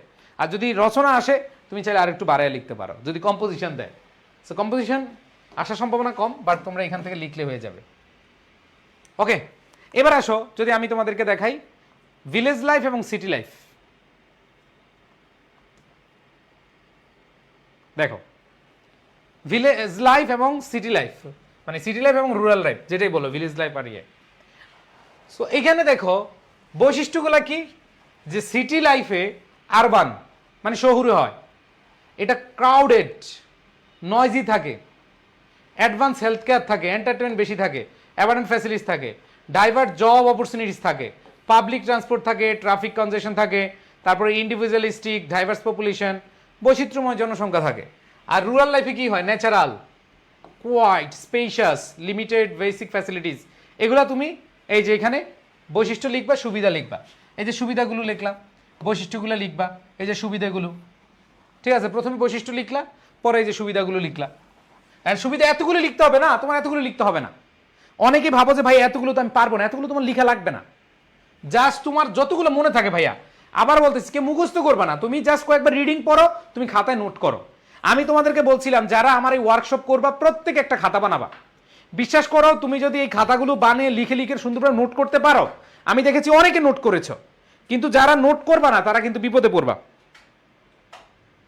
ভাই ভিলেজ লাইফ আর কান্ট্রি লাইফ হবে না, না, ভিলেজ লাইফ আর city life, city life versus হ্যাঁ ভিলেজ লাইফ বা রুরাল লাইফ। ওকে, সো এগুলা তুমি লিখে দিবা। এবার আসো, এগুলা খুব কম্পারিজন কন্ট্রাস্টের মধ্যে অল্প কয়টা, এই 4টা পড়লেই তোমাদের হয়ে যাবে আশা রাখি। এবার দেখো, এবার যদি আমরা দেখি আমাদের folk music and modern music. Folk music তোমাদের বইতে আছে, ফোক মিউজিক তোমাদের বইতে আছে, এই জন্য তোমাদেরকে পড়তে হবে ফার্স্ট পেপারের জন্য, তোমরা এখানে ইম্পর্টেন্স আছে, ঠিক আছে। আজকে যারা ক্লাস করছো পুরোটা, তাহলে পুরোটাই কিন্তু আমি পিডিএফ দেবো, ক্লাস না করলে পাবা না। কারণ তুমি খালি ক্লাস না করে পরে অনেকে কি করে পিডিএফ পরে পরে কিছু বুঝে না, আগে তো ক্লাসটা নিয়ে বুঝতে হবে যে কি কি। তো আসো ফোক মিউজিকের বিষয়টা। আচ্ছা, এই কালারটা আমি চেঞ্জ করে দেবো, তোমাদের মনে হয় কালারটা একটু ইয়া লাগতেছে না? আচ্ছা, কালারটা একটু চেঞ্জ করে দিই, কালারটা অনেকের কাছে দেখতে কঠিন হয়ে যায়। আচ্ছা আসো, কালারটা এইভাবে করে দিস। তো খেয়াল করে দেখো ভাইয়েরা, যে ফোক মিউজিক হচ্ছে কি ট্র্যাডিশনাল মিউজিক, কালচারাল হেরিটেজ থাকে। আর মডার্ন মিউজিক যেগুলো হচ্ছে influence by current trendy, I ma oh মাই, মানে দেখবা যে ঠিক আছে বিগ বাং বুম বাং, ঠিক আছে। সো এইখানে তোমাদের এটা হয়। আর ফোক মিউজিকে অ্যাকোস্টিক থাকে, মানে ঐতিহ্যবাহী বাদ্যযন্ত্র থাকে, একতারা থাকে, দোতারা থাকে, ঠিক আছে। এরকম তোমাদের চোখে পড়ার কথা, তোমরা এই ফোক মিউজিক এখনও দেখবা, ইউটিউবে সার্চ দিলে পাবা, যদি এখন আস্তে আস্তে কমে যাচ্ছে। এরপর দেখো স্টোরি এবং কালচারাল ট্রেস, বিভিন্ন গল্প নিয়ে, ঠিক আছে, বিভিন্ন আগের পুরানা কাহিনী নিয়ে এই ফোক মিউজিক হয়। আর এখানে লাইভ এবং কমিউনিটি গ্যাদারিং হয়, দেখবা যে গ্রামে এখনও লোকসঙ্গীত চলে, ঠিক আছে। এরপর দেখো অডিয়েন্স কারা, এই যে লোকাল, ওই যে বললাম স্থানীয় লোক এরা। এখন তোমার ভাই সব কিছু লিখতে হবে না, এখানে জাস্ট তুমি বৈশিষ্ট্যটা, এই যে বৈশিষ্ট্য বা আসপেক্ট বিষয়, এই যে এখানে যে বৈশিষ্ট্যটা লিখবা, আর এখানে যেই তোমরা অভিজ্ঞতা বা মৌলিক যে বিষয়গুলো এখানে কয়েকটা লিখে দিবা, অল্প কয়েকটা লিখে দিলেই হবে। এখানে তোমাদের সব লিখতে হবে এরকম বিষয় না। ভাই প্রি অ্যাডমিশনে কিভাবে ভর্তি হবো? প্রি অ্যাডমিশনে আমাদের ক্লাস অলরেডি চলতেছে, তোমরা প্রি অ্যাডমিশনে যারা ভর্তি হবা, তোমরা আই এডুকেশন পেজে নক দাও, আই এডুকেশন পেজে নক দিয়ে ভর্তি হয়ে যাও। এইবার সময় কম পাবা, এইবার তোমরা এইচএসসির পরে সময় কম পাবা। সো যেহেতু সময় কম পাবা, শিক্ষামন্ত্রী অলরেডি বলে দিছে যে এইচএসসির পরপরই খুব দ্রুত তোমাদের কি হবে, অ্যাডমিশন টেস্ট হবে। সো যেহেতু অলরেডি বলে ফেলছে শিক্ষামন্ত্রী, সো এটা তোমাদের কিন্তু হয়ে যাবে। দেখো ঢাকা বিশ্ববিদ্যালয়ের ভিসি উনিও কিন্তু শিক্ষামন্ত্রী ভাই ব্রাদার কাছাকাছি। সো তোমরা যারা ভাবতেছো যে একটু আস্তে ধীরে প্রস্তুতি নিবা, এটা কিন্তু এবার সময় নেই। সো প্রি অ্যাডমিশনে যত দ্রুত পারো ভর্তি হয়ে নিজের কিছুটা আগে রাখো। 10% আগানো মানে হচ্ছে তুমি মিনিমাম 10,000 মানুষ থেকে আগাইছো। সো এগুলো মাথায় রাখতে হবে, ঠিক আছে। সো এখানে দেখো modern music, you you you Honey Singh, ঠিক আছে। দেখো কন্টেম্পোরারি, তারপরে দেখো ইলেকট্রিক ডিজিটাল ইনস্ট্রুমেন্ট থাকে। দেখবা যে এইখানে একটা যদি শো হয়, মানে গিটারের মানে বাদ্যযন্ত্রের অভাব নাই, লাইটিংয়ের অভাব নাই, স্টেজের অভাব নাই, হ্যাঁ। সো এই জিনিসগুলা কয়েকটা ভাই তুমি পড়লে, কয়েকটা লিখে লিখে লিখে পড়ার চেষ্টা করবা। এখানে কম্পারিজন অ্যান্ড কন্ট্রাস্ট এইভাবে তোমাদের ফোক মিউজিক, টেকনিক্যাল এডুকেশন আর জেনারেল এডুকেশন, তো এটা তো মোটামুটি আমরা তো জানি। টেকনিক্যাল এডুকেশন মানে কারিগরি শিক্ষা, ঠিক আছে, কারিগরি শিক্ষা যেটা হাতে কলমে প্র্যাকটিক্যালি হয়। সো এখানে দেখো practical skill, hands on training, হাতে কলমে অথবা প্র্যাকটিক্যাল লার্নিং। আর এখানে দেখো এটা আমরা জানি যে টেকনিক্যাল স্কিল হইলে যে তুমি সহজে ক্যারিয়ারে ঢুকতে পারবা, সহজে চাকরি পাবা। কিন্তু আমাদের যেটা জেনারেল এডুকেশন, এটাতে আমাদের নলেজ থাকে, কিন্তু এইটাতে চাইলেই তোমার আসলে মানে হুট করে তুমি কাজে কলমে বা হাতে কলমে তুমি কি করতে পারবে না, নামতে পারবে না। এরপরে দেখো ইন্ডাস্ট্রি স্পেসিফিক কোর্স থাকে, আর এখানে হিউম্যানিটি, সায়েন্স, আর ওই যে আমাদের সায়েন্স, জেনারেল স্টাডিজ এগুলো থাকে। এক্সপেরিমেন্টাল প্রজেক্ট বেসড হয়, আর এটা হচ্ছে ক্লাসরুম বেসড। এই যে আমরা যেরকম তোমাদেরকে পড়াচ্ছি, এটা হচ্ছে আমাদের কি জেনারেল এডুকেশনের মধ্যে। ওকে, আচ্ছা, ওকে। এবার দেখো ইমিডিয়েট যে জব রেডিনেস, তোমার যদি কারিগরি শিক্ষা থাকে তুমি তাড়াতাড়ি জব পাবা। হ্যাঁ, আর তোমার যদি জেনারেল এডুকেশন থাকে তোমাকে কি করতে হবে, তোমাকে শিক্ষাগত ভিত্তিক তোমার সার্টিফিকেট দেখবে, তোমাকে আরও পরীক্ষা দিতে হবে, তারপরে তোমার কি হয়, চাকরি হয়। ঠিক আছে, ওকে, শেষ। সো এখানে আসে আরেকটা আছে অনলাইন ভার্সেস অফলাইন, ওইটা আমি তোমাদেরকে পিডিএফে দিয়ে দিব। অনলাইন ভার্সেস অফলাইন ওইটা আমি পিডিএফ দিয়ে দিব। এখন আসো তোমাদের এইটা ইম্পর্টেন্স রিলেটেড, খুব ইম্পর্টেন্ট, একটা দিয়ে তুমি 5টা পারবা। ইম্পর্টেন্স রিলেটেড ধরো আসলো তোমার importance of moral values, games and sports, অথবা আসলো ট্রি প্ল্যান্টেশন, অথবা female education, learning English. So তোমরা জানো যে তোমাদের এইটা কোথাও না কোথায় আসবে, হয় লেটার অথবা প্যারাগ্রাফ।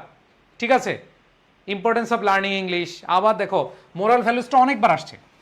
সো খুবই সহজ, জাস্ট এই একটু পড়লে তোমার এই সবগুলো পেরে যাবা। আমাদের ক্লাস আর 10-20 মিনিট আছে, অল্প কিছুক্ষণ আছে, এরপরে শেষ। এরপরে আর আমাদের ছোট 2টা ফরম্যাট আছে, এরপরে শেষ। ওকে, আচ্ছা। সো খেয়াল করে দেখো, এইখানে আমি তোমাদেরকে বলবো যে এই ফরম্যাটটা তোমরা কয়েকবার রিডিং পড়বা। আমি পড়ায় দিচ্ছি, তারপর রিডিং পড়বা, কোথায় চেঞ্জ আসবে। দেখো ধরো আসলো moral values. Moral values is considered and indispensable. ধরো তুমি কি লিখলা, টপিকের নাম moral values is considered and indispensable part of our life and key factor of national prosperity. স্বাভাবিকভাবে নৈতিক শিক্ষা যখন থাকবে, নৈতিকতা যখন থাকবে, তখন ন্যাশনালও গ্রোথ হয়। আমাদের দেশে কেন এত অধপতন, এর পেছনে কারণ আমাদের নৈতিকতার অভাব। আমরা ঘুষ দুর্নীতি করতে করতে শেষ। এবং অনেকে বলে ভাই এটার সাথে এই লাইনটা কি লেখা যাবে, মোরাল ভ্যালুর সাথে? হ্যাঁ, লেখা যাবে। তোমার ন্যাশনাল প্রসপারিটি, ধরো জাতীয় উন্নতির জন্য তোমার নৈতিকতা থাকতে হবে। ধরো আমাদের দেশের ম্যাক্সিমাম আমলারা, সত্যিকার অর্থে ম্যাক্সিমাম সরকারি লোকরা হয়তো 20% ভালো আছে, 80% লোকরা হচ্ছে দুর্নীতিবাজ। এটা বললে অনেকে আবার গুলি করতে পারে, কিছু করার নেই। And that's true. সরকারি চাকরিতে যেই বেতন, এই বেতন দিয়ে তো আসলে তো হয় না। অ্যান্ড পরিস্থিতি, পরিবেশ হয়ে যাচ্ছে। ঢাকা শহর একটা ভালো বাসায় থাকতে গেলে মিনিমাম 40,000 টাকা লাগে। সো বেতন সুযোগ সুবিধার থেকে একটু পিছিয়ে থাকার কারণে হয়তো এটা বেশি, কিন্তু অনেকে ভালো আছে, অনেক আমি দেখেছি, অনেক অনেস্ট অফিসিয়ালস আছে, কিন্তু হচ্ছে ম্যাক্সিমাম দুর্নীতিবাজ। সো এটা লিখতে পারবা তোমরা। এবার দেখো in this competitive modern era the significance of moral values, দেখো significance of moral values is beyond description. তাহলে এই টপিকের নামটা বসাই দিলাম, মোরাল ভ্যালুজ। এবার দেখো ইট acts as a catalyst in shaping our personality and guiding us toward successful future. লিখলা। the contribution of, এবার তুমি লিখতে পারো ইম্পর্টেন্স অফ, এখানে কন্ট্রিবিউশন না লিখে দ্য ইম্পর্টেন্স অফ এখানে, অথবা the contribution of moral values, অথবা the importance of moral values আর ম্যানিফোল্ড। ম্যানিফোল্ড অর্থ হচ্ছে বহুমুখী, বহুমুখী, বহুমুখী। ফার্স্টলি, এবার দেখো তুমি কি লিখতে পারো, মোরাল ভ্যালুজ যখন আসবে, it helps, firstly it helps us to distinguish between right and রং। যে এটা সবার আগে আমাদেরকে কোনটা সঠিক কোনটা ব্যাঠিক এটা শেখাবে। এরপর বলছে and builds a noble character, এবং একটা ভালো চরিত্র, মহৎ চরিত্র কি করবে, গঠন করবে। এইটুক লিখলেই ভাই তুমি নাম্বার পাবা। ঠিক আছে, এরপর বাকিগুলো তুমি লিখো। তাহলে তুমি দেখো ফার্স্টলি লিখলে কি, ফার্স্টলি ইট হেল্পস, মনে রাখবা যদি তুমি এভাবে লিখো, জানো একটা প্রথমটা লিখলা it helps us to distinguish between right and wrong, secondly it builds a noble character, secondly এটা লিখলা। এখন তুমি যদি আরেকটা লিখতে চাও, তোমার মন চায় তুমি আরেকটা লিখতে পারো, বাট আমি বলবো ভাই তুমি এই দুইটা লিখো, এত বেশি তোমার মাথায় ঢুকবে না, আমি ছোট ছোট করে দিছি, এবং এগুলো লিখলে তুমি নম্বর পাবা। তুমি থার্ডলি লেখার দরকার না, মোরওভার লিখার দরকার নাই। এইবার তুমি দুইটা লেখার পরে লিখবা unfortunately a significant portion of our population is still unaware of true value of moral values. To ensure a brighter future and progressive society, we must realize its necessity at every level. The government, along with conscious citizens, should take effective initiative to promote moral values and create mass awareness. In conclusion, it can be said that moral value is cornerstone of a civilized and prosperous nation. We must all work together to uphold its spirit and integrate it into our daily lives for the collective welfare of society or country. So এইটা যদি তুমি কয়েকবার পড়ো, মানে সবগুলোর ক্ষেত্রে দেখো, এবার আসো গেমস এন্ড স্পোর্টস বসাইলা, দেখো games and sports is considered indispensable part, লিখলা খেলাধুলা লিখলা। এবার আবার এখানে খেলাধুলা লিখলা, এবার এখানে দুইটা লিখবা, ফার্স্টলি দিয়ে লিখবে কি, games and sports keeps our body fit. Secondly লিখতে পারো improves blood circulation, and moreover দিয়ে, এই যে দেখো এখানে তিনটা আছে, তুমি মোর ওভার লিখলা, moreover it teaches us discipline. এই যে ছোট ছোট জিনিসগুলো লিখলা না, তোমাকে নম্বর দিতে টিচার বাধ্য থাকবে। এখন অনেকগুলো ভাইয়া এই কথার কি মিলতেছে আমাদের? মিলবে না কেন? এটা কি মিলতেছে? আমাদের ফিউচার, ব্রাইটার ফিউচারের জন্য খেলাধুলা দরকার, আমাদের প্রোগ্রেসিভ সোসাইটির জন্য খেলাধুলা দরকার, মিলবে না কেন? ঠিক আছে, এরপরে দেখো বসাইতে পারবে না ভাইয়া, ফার্স্টলিতে কি লিখবা, ইট হেল্পস অথবা it keeps our body fit. Secondly লিখবা improves blood circulation, and moreover দিয়ে লিখবে, এখানে অ্যান্ড না লিখে মোর ওভার লিখবা, it teaches us discipline. Just একটার পর একটা লিখে দিবা। এবার দেখো তুমি যদি লার্নিং ইংলিশ লিখো, তা লার্নিং ইংলিশ দেখো is considered a dispensable part of life and key factor for national prosperity. জাতীয় উন্নতির জন্য এটা কি ফ্যাক্টর। কেন? তুমি যখন কমিউনিকেশন করবা, গ্লোবাল কমিউনিকেশন করবা, যখন তুমি বিশ্বের সাথে, অন্য দেশের সাথে, অন্য দেশের মানুষের সাথে কমিউনিকেশন করবা, তখন তোমার কি লার্নিং ইংলিশ লাগবে না ভাই? লাগবে কি না? লাগবে। এগুলো কিন্তু আমাদের লাগবেই।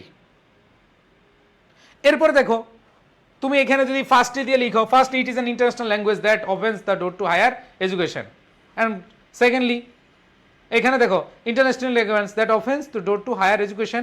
এবারে দেখো and opens the door of global careers. দেখো ইংরেজি পারলে তুমি কি বিশ্বের ক্যারিয়ার, মানে অন্য ক্যারিয়ারও তুমি চুজ করতে পারবা। বুঝতে পারছি?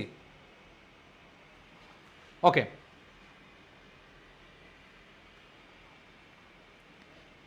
ভাইয়া শিউরে প্লাস কি কম্প্যারিজন কন্টেস্ট দেওয়া আছে? হ্যাঁ দেখো আমি বলি তোমাদের অনেকেই যারা ফার্স্ট পেপার নিয়েছো, শিউরে প্লাস কিন্তু দুইটা। ফার্স্ট পেপারে অনেকে বলে ভাইয়া সেকেন্ড পেপার রিপোর্ট রাইটিং কেন নাই, এটা ফার্স্ট পেপারের বই। এবং এইটা কিভাবে পড়বা আমি একটু বলে দিই, অনেকে নিয়েছো তো আমি একটু বলে দিচ্ছি, তারপরেও আমি তোমাদের বলি যে কিভাবে পড়বা। এখানে দেখো তোমাদের 15 দিন লাগবে এই বইটা শেষ করতে, মাত্র 15 দিন। কিভাবে? প্রত্যেকদিন দুইটা প্যাসেজ তুমি প্র্যাকটিস করতে পারবা না বলো তো? দেখো তোমরা এখানে যারা আছো ইনশাল্লাহ এগুলোর মধ্যে আসবে, এই যে প্যাসেজ আছে দেখো, প্রতিদিন দুইটা প্র্যাকটিস করবে। সবাই লিখো, যারা এই বইটা আছে যাদের কাছে, তোমরা একটু লিখো যে তোমরা যেটা করবা এই বই থেকে প্রতিদিন দুইটা প্যাসেজ প্র্যাকটিস করবা। ঘুম থেকে উঠেই সকাল সকাল দুইটা প্যাসেজ প্র্যাকটিস করবা, 5টা করে উইথ ক্লু উইদাউট ক্লু পড়বা, 5টা রিয়ারেন্স পড়বা, শেষ, খেলা শেষ। এই বইটা শেষ করতে 15 দিন লাগবে। আমি বলে দিচ্ছি অনেকে কার কার কাছে আছে এই বইটা, তোমরা 15 দিন এই বইটা পড়ে যাও, ইনশাল্লাহ তোমরা সেরা একটা প্রস্তুতি নিতে পারবা। আমি লিখে দিচ্ছি তোমাদেরকে, হ্যাঁ, তাহলে তোমাদের সুবিধা হবে। প্রথম হচ্ছে ভাইয়া তুমি প্রতিদিন দুইটা প্যাসেজ প্র্যাকটিস করবে। এখান থেকে প্যাসেজটা পড়ে তুমি দেখবে অনেক, এই যে এখানে দেখো অনেকগুলা কোয়েশ্চেন আছে। এবং মজার ব্যাপার হচ্ছে ভাইয়া তোমাদের আনসারিং কোয়েশ্চেনে অনেক প্রবলেম না। দেখো প্রত্যেকটা আনসারিং কোয়েশ্চেনের অর্থ দেওয়া আছে, একবার সুন্দরভাবে অর্থ দেওয়া আছে এবং ব্যাখ্যা দেওয়া আছে। দেখো ব্যাখ্যা, আনসারিং কোয়েশ্চেন নিয়ে অনেকের প্রবলেম না, ব্যাখ্যা দেওয়া আছে। সো এইটা পড়বা, তার মানে দুইটা প্যাসেজ লিখে রাখো, প্রতিদিন দুইটা প্যাসেজ, প্রতিদিন দুইটা প্যাসেজ, 5টা উইথ ক্লু, 5টা without clue, with and without clue হচ্ছে 5টা করে, 5টা রিয়ারেন্স, খেলা শেষ। ভাই তোমার আর কিছু লাগবে না, প্রতিদিন এইভাবে পড়তে থাকো, এখান থেকে পড়তে থাকো, তুমি এমনিই পারবা। আর আমি তো রাইটিং পার্ট তোমাদেরকে যা পড়াচ্ছি ইনশাল্লাহ অলরেডি তোমাদের 80% শেষ। পরীক্ষার আগে খালি এগুলো এখান থেকে যাবা। এই যে রাইটিং পার্টে দেখো তোমাদের থিম রাইটিং আছে, এগুলো সবই কিন্তু আমার, এই যে দেখো তোমাদেরকে যা যা পড়াইছি এগুলো এখান থেকে নেওয়া আছে। গ্রাফ এন্ড চার্ট দেখো এগুলো সব এখানে আছে, মানে ফার্স্ট পেপার রিলেটেড যেগুলো আছে এগুলো এখানে আছে। সো 15 দিনে শেষ করতে পারবা, 15 দিন লাগবে।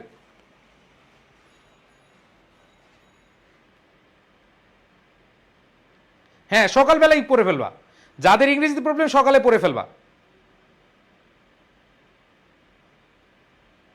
ইয়েস, এভাবে পড়তে থাকো, ইনশাল্লাহ খুব দ্রুত শেষ করতে পারবা। রিয়ারেন্স গুলো কিভাবে পড়বা ভাইয়া? রিয়ারেন্স গুলা জাস্ট গল্প আকারে পড়বা। রিয়ারেন্স আমি বলি কিভাবে শুরু করবা। রিয়ারেন্সটা তোমরা আগে প্রশ্ন সলভ করবা না, তুমি হচ্ছে রিয়ারেন্সটা এই যে গল্পগুলা দেখো, রিয়ারেন্স পড়লে আবার কমপ্লিটিং স্টোরি পড়া যায়। দেখো তোমরা দেখবা রিয়ারেন্সের ভিতরে এই যে বাংলায় যে গল্পগুলো আছে, বাংলা যে দেওয়া আছে, গল্পগুলো আগে রিডিং করবে একবার, গল্পগুলো রিডিং পরে তারপরে তুমি একটার পর একটা দিবা। যাদের রিয়ারেন্স প্রবলেম, দেখো এই যে গল্পটা পড়বা, এরপর হচ্ছে তুমি প্র্যাকটিস করবা। আর দেখো আমি প্র্যাকটিসের জন্য তোমাদের প্র্যাকটিস ইয়ার দিয়ে দিয়েছি, তোমরা পেন্সিল দিয়ে প্র্যাকটিসগুলো করবা। ভাই 5টা করে রিয়ারেন্স পড়তে সর্বোচ্চ 10 মিনিট লাগবে, সর্বোচ্চ। তুমি 5টা রিয়ারেন্স যদি পড়ো 10 মিনিট লাগবে, with low without low 15 minute লাগবে। 2টা পেসেজ সলভ করতে গেলে সর্বোচ্চ তোমার 40-45 মিনিট লাগবে, মানে 1-1.5 ঘন্টায় তোমার শেষ। তুমি প্রতিদিন ভাই 1.5 ঘন্টা সময় দাও, প্রতিদিন 1.5 ঘন্টা সময় দাও, মোবাইল টোবাইল সব বাদ দিয়ে তুমি বইটা শেষ করে ফেলো, 15 দিন লাগবে ইনশাল্লাহ।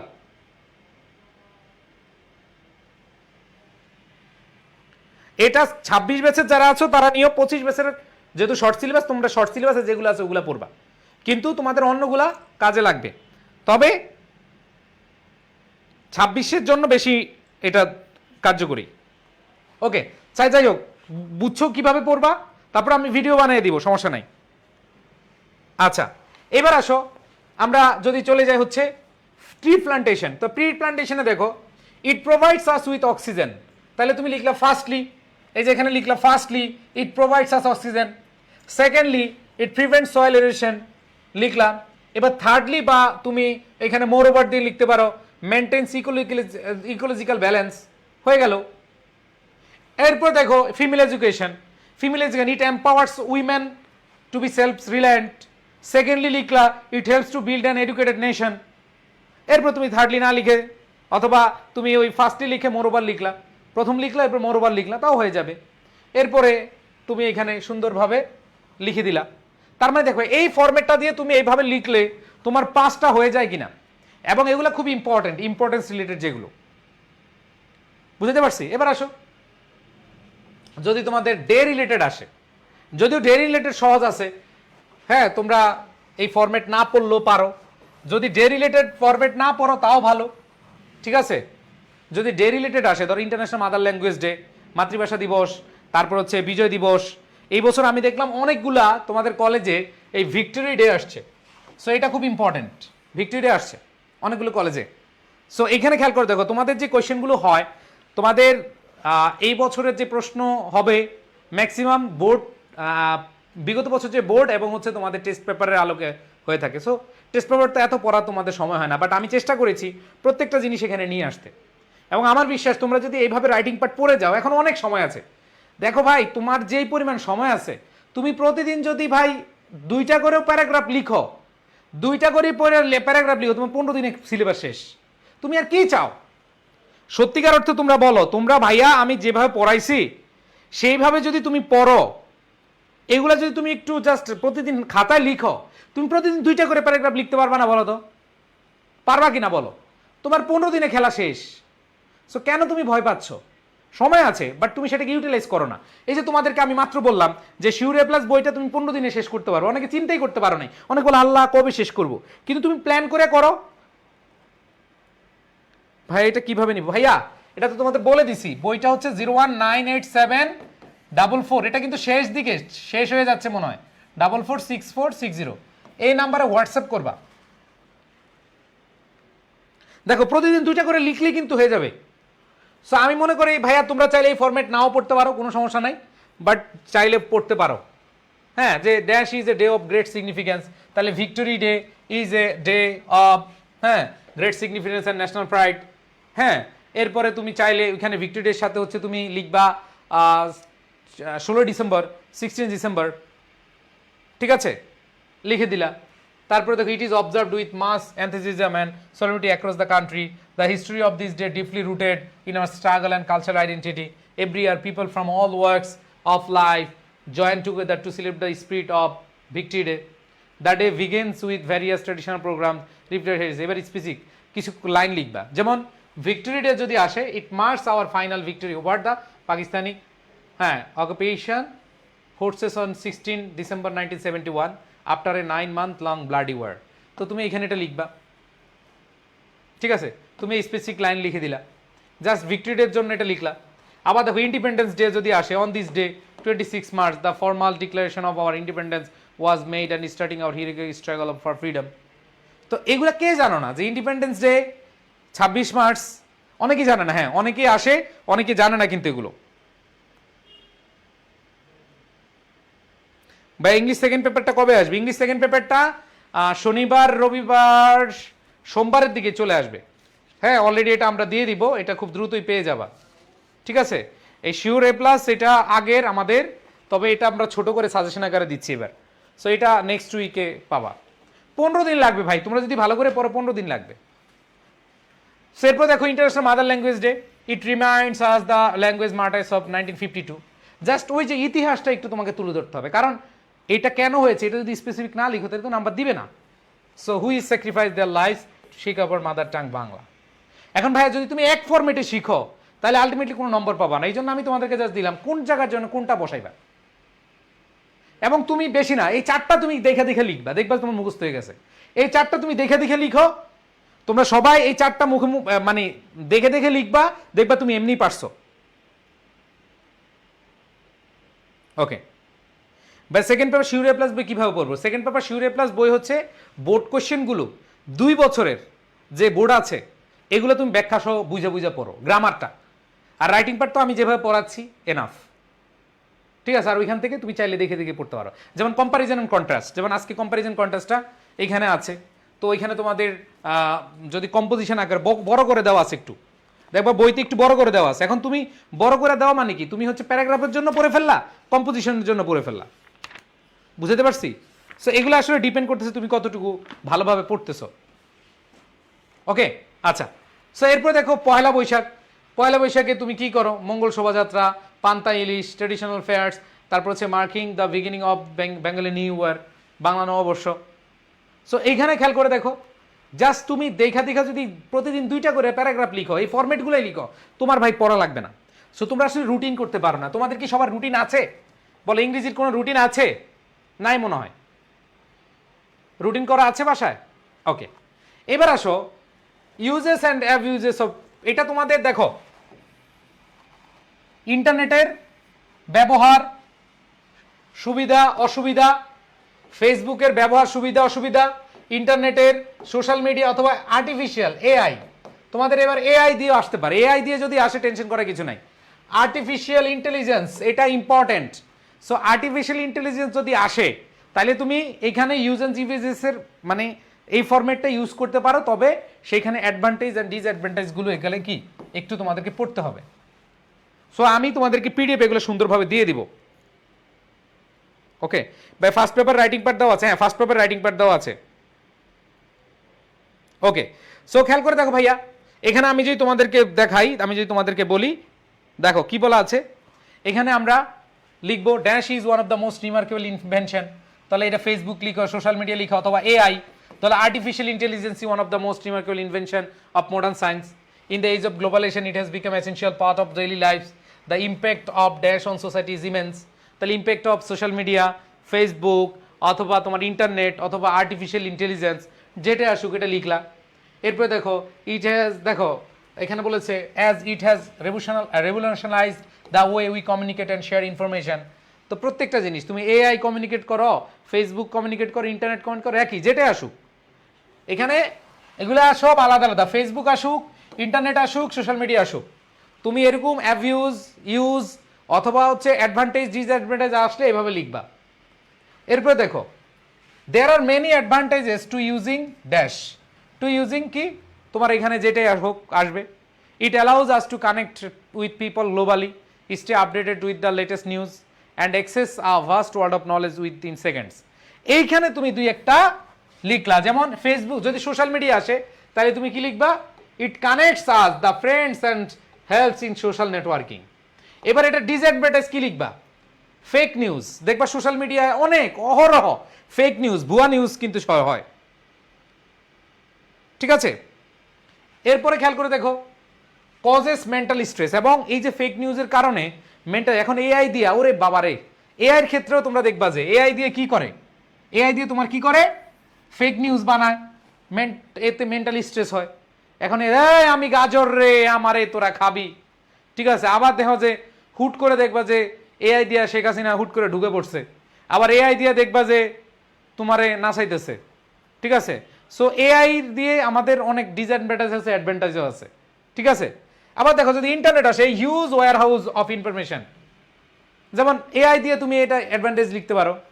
আবার risk of hacking and exposure to harmful content. So এগুলো কিন্তু সেম জিনিস।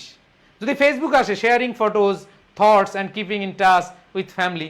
এখন ফেসবুক না এসে যদি ইনস্টাগ্রাম আসে, তো ইনস্টাগ্রাম আসলে তুমি লিখতে পারবে না ভাই। এই জন্য ভাই আমি ফরম্যাটগুলো আলাদা আলাদা সুন্দরভাবে তোমাদের শিখাচ্ছি। এবং দেখো তুমি এগুলো লিখলে নম্বর পাবাই, কারণ কি তোমাকে সেভাবে আমি লিখে দিয়েছি। আবার দেখো এটা loss of privacy and addiction among teenagers, addiction. এবং দেখো যে তোমরা যারা আছো এই বয়সে অনেক বেশি তোমরা আসক্ত হয়ে গেছো, অ্যাডিক্টেড হয়ে গেছো, তাই না? ভাই গ্রামারের একটা ওয়ার্কশপ আনেন না, তোমরা পাত্তা দিচ্ছ না, তোমাদের মাগনা পায়া তোমরা আর পাচ্ছ না। আচ্ছা, সো আমরা এই সপ্তাহে আমরা আর 2 দিনের মধ্যে আমাদের কি রাইটিং পার্ট শেষ হয়ে যাচ্ছে, কম্পোজিশন আছে আর হচ্ছে তোমাদের কমপ্লিটিং স্টোরি আছে। এই 2টা শেষ করে আমরা শেষ করব ইংরেজি। এরপর আমাদের পেড বেসেরও আমি 2 সপ্তাহ ক্লাস অফ রেখেছি। সো পেড বেসের যে টপিকগুলো আছে সেগুলো পড়াবো, ধুমায়া পড়াবো ইনশাল্লাহ। এছাড়া তোমরা অনেকে রিকোয়েস্ট করতেছো যে তোমাদের ফার্স্ট পেপার এবং সেকেন্ড পেপারের একটা ছোট্ট গ্রামারের এবং প্যাসেজের বা হচ্ছে এই যে রিয়ারেন্স এগুলার জন্য তোমাদেরকে আমি অনেকে বলতেছো, ভাবতেছি যে একটা ক্র্যাশ কিছু করা যায় কিনা খুব অল্প টাকার মধ্যে। এখন অনেক অল্প টাকা কেন দিবেন? কারণ বাঙালি মাগনা পাইলে পাত্তা দেন। এই যে তোমরা কমেন্টে দেখবা আইসা কি গল্প গুজব, আর পাবলিকলি ক্লাস নিব না। আমি বুঝে গেছি, একটা আমার হয়ে গেছে, মানে এটাকে কি বলে, শিক্ষা হয়ে গেছে যে ভালো জিনিস দিতে গেলে তোমরা ভালোভাবে নাও না। মানে এমনও কোনো ক্লাস আমি দেখি নাই যে কমেন্টে উল্টাপাল্টা জিনিস কমেন্টে আছে। এবং আমি বলছি যে আমরা যদি অল্প কিছু কোনো কিছুর জন্য পে করি সেটা মানুষ গুরুত্ব দেয়, যখন মানুষ পে করে না তখন আর গুরুত্ব দেয় না। আমি তোমাদেরকে বলবো যে তোমরা এখানে যারা আসো তোমাদের প্রতি অনেক ভালোবাসা, কিন্তু আমি না আসলে এই ওয়ার্কশপ করাইতে গিয়ে নিজের অনেক অভিজ্ঞতা পাইলাম। মানুষ আসলে মানে মাগনা পাইলে মূল্যায়ন করে না, গুরুত্বই দেয় না। বিশ্বাস করো আমি 2 দিন অসুস্থ ছিলাম, আমি কালকে সারাদিন বেড রেস্টে ছিলাম, তারপরও কিছু বলেন স্যার ক্লাস নেবেন না। তোমরা জাস্ট একটু চিন্তা করো, আমি মানুষটা অসুস্থ, আমি কালকে হচ্ছে সেই যে বিকালে শুইছি একটু রাত উঠছে, আমি আজকে সকালে ঘুমায়া একটু আমার ভালো লাগছে তখন আমি আজকে অফিসে আসছি। বিশ্বাস করো যে খুব কষ্ট হয়, এই ক্লাসগুলো নেওয়ার জন্য অনেক কষ্ট করতে হয়। মানে সারাটা দিন শুধু স্লাইড মেকিং, এই বিশ্লেষণ, তোমাদের টেস্ট পেপার দেখতে হয়, অনেক কিছু দেখতে হয়, ঠিক আছে? ও আচ্ছা শেষ। আচ্ছা আরেকটা বিষয় হচ্ছে ডেসক্রিপটিভ প্যারাগ্রাফ, এটা নিয়ে আমি তোমাদেরকে পিডিএফ দিব, প্লাস হচ্ছে আগামী ক্লাস যে তোমাদের কম্পোজিশনের যে ক্লাস হবে সেখানে আমি আলোচনা করব যে এগুলো কীভাবে লিখবে এবং সহজভাবে কীভাবে লেখা যায়, এটা আমি দিব। সো আমি খুব মানে অবাক হই যে আমি মানুষটা অসুস্থ কিন্তু তারপরে বলতেছে যে ভাইয়া কেন ক্লাস নেবেন না, এইটা সেইটা। এটা হয়তো না জেনে করছে, অনেকে জেনেও করে। আবার যাই হোক, আমি ইনশাল্লাহ তোমাদের গ্রামার নিয়েও আমি চিন্তা করতেছি যে গ্রামার এবং তোমাদের ফার্স্ট পেপার এগুলা নিয়ে একটা ম্যারাথন, মানে এই যে ওয়ার্কশপ, মানে ধরো আর্টিকেলের ক্লাস বেশি বড় হবে না কিন্তু প্রিপোজিশনের ক্লাস অনেক বড় হবে, কমপ্লিটিং সেন্টেন্সের ক্লাস অনেক বড় হবে, স্পেশাল ইউজেস ছোট ক্লাস, মানে ওয়ান শট এক ক্লাস একবারে এরকম প্ল্যান করতেছি যদি আমি সময় ঠিক করতে পারি এবং তোমাদের আগ্রহ দেখি। এবং সেটা আমি বলতেছি সেটা অল্প টাকা নিব কিন্তু হচ্ছে মাগনা আর হবে না। আর যারা আমার পেইড বেসের এটা ফ্রি, যারা আমাদের আগের পেইড বেসের স্টুডেন্ট, আমার যারা পেইড বেসের স্টুডেন্ট সবার জন্য ফ্রি, যে কোর্সেই থাকো, বিবিআই থাকো, ইবিআই থাকো, ফাউন্ডেশনে থাকো, কামব্যাকে থাকো, তুমি যেখানে, তোমাদের সবার জন্য এটা ফ্রি থাকবে। কিন্তু বাকিদের একটা ছোট্ট একটা অ্যামাউন্ট থাকবে যাতে করে তোমরা মূল্যায়ন করো, অনলি ফর তোমরা ভ্যালু যেন দিও এটার জন্য, ঠিক আছে? সো যাই হোক, সো আমাদের আজকে আমি অনেকগুলো জিনিস দেখালাম, এগুলো আমি তোমাদেরকে হচ্ছে যেমন natural calamities in Bangladesh, July uprising, এগুলো আমি তোমাদেরকে কম্পোজিশনের সাথে এবং আমি যখন পিডিএফ দিব সহজভাবে মনে রাখার জিনিসগুলো করে দিব ইনশাআল্লাহ, ঠিক আছে? ওকে, সো আগামী ক্লাস হবে কম্পোজিশনের, ওই ক্লাসটা আইসো, কারণ কালকে 25-এর যারা আছে তাদের লাগবে না, 25-এর পরশু ক্লাস। সো যারা 26-এর রয়েছে, 27-এর রয়েছে, তোমাদের এই ক্লাসটা লাগবে। সো তোমরা এটা ভালোভাবে করবা এবং ওই ওয়ান শট যেই কোর্সটা এটা আমার পেইড বেসে সবার জন্য ফ্রি থাকবে। আর যারা পেইড বেছে না তাদের জন্য অল্প কিছু করে আমি হয়তো এখন আমি দেখি আমি টাইম মেনটেন করতে পারি কিনা, কারণ এখানে তোমাদের সময় কম আছে, তোমাদের মিনিমাম একটা ক্লাস লাগবে। আমার টার্গেট হচ্ছে 15 থেকে 20টা ক্লাসে ডান, একবার বাকিগুলোও। সো তোমাদের অলরেডি তো রাইটিং পার্ট অনেক আগে গেছো, তাই না? যারা নোট করবা তারা আগে যাবা। সো তোমরা সবাই নোট করো, এটা ভালো করে পড়ো, ইনশাল্লাহ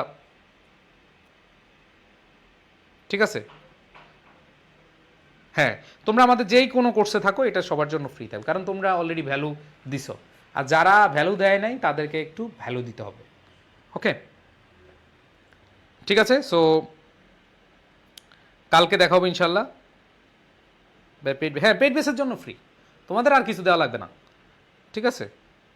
ওকে, সো সবাই তাহলে ভালো থাকো, সুস্থ থাকো, সবার প্রতি শুভকামনা জানাচ্ছি। আজকের মতো বিদায় নিচ্ছি, আল্লাহ হাফেজ। আর একটু বলে দেই, এইটা ডেসক্রিপটিভ যেগুলো, এগুলো আমি সহজ ভাষায় তোমাদের পিডিএফ দিব, এবং হচ্ছে কম্পোজিশন ক্লাসে তোমাদের দেখাবো, কারণ কম্পোজিশন ম্যাক্সিমাম ডেসক্রিপটিভই হয়। ওকে, তো সেইভাবে আমি পড়াই দেবো ইনশাল্লাহ।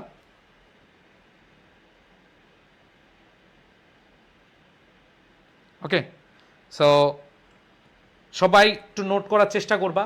আর পিডিএফটা আমি কালকে সকালে দিব। আমি শুধু শুধু এখন ইয়ে করার দরকার না, এখন একটু রেস্ট নিয়ে খাওয়া দাওয়া করে অন্য সাবজেক্ট পড়ে ঘুমিয়ে যাও, সকালে ইনশাল্লাহ পেয়ে যাবা। ঠিক আছে, সবাই ভালো থাকো, সুস্থ থাকো, আল্লাহ হাফেজ, আসসালামু আলাইকুম রহমতুল্লাহ।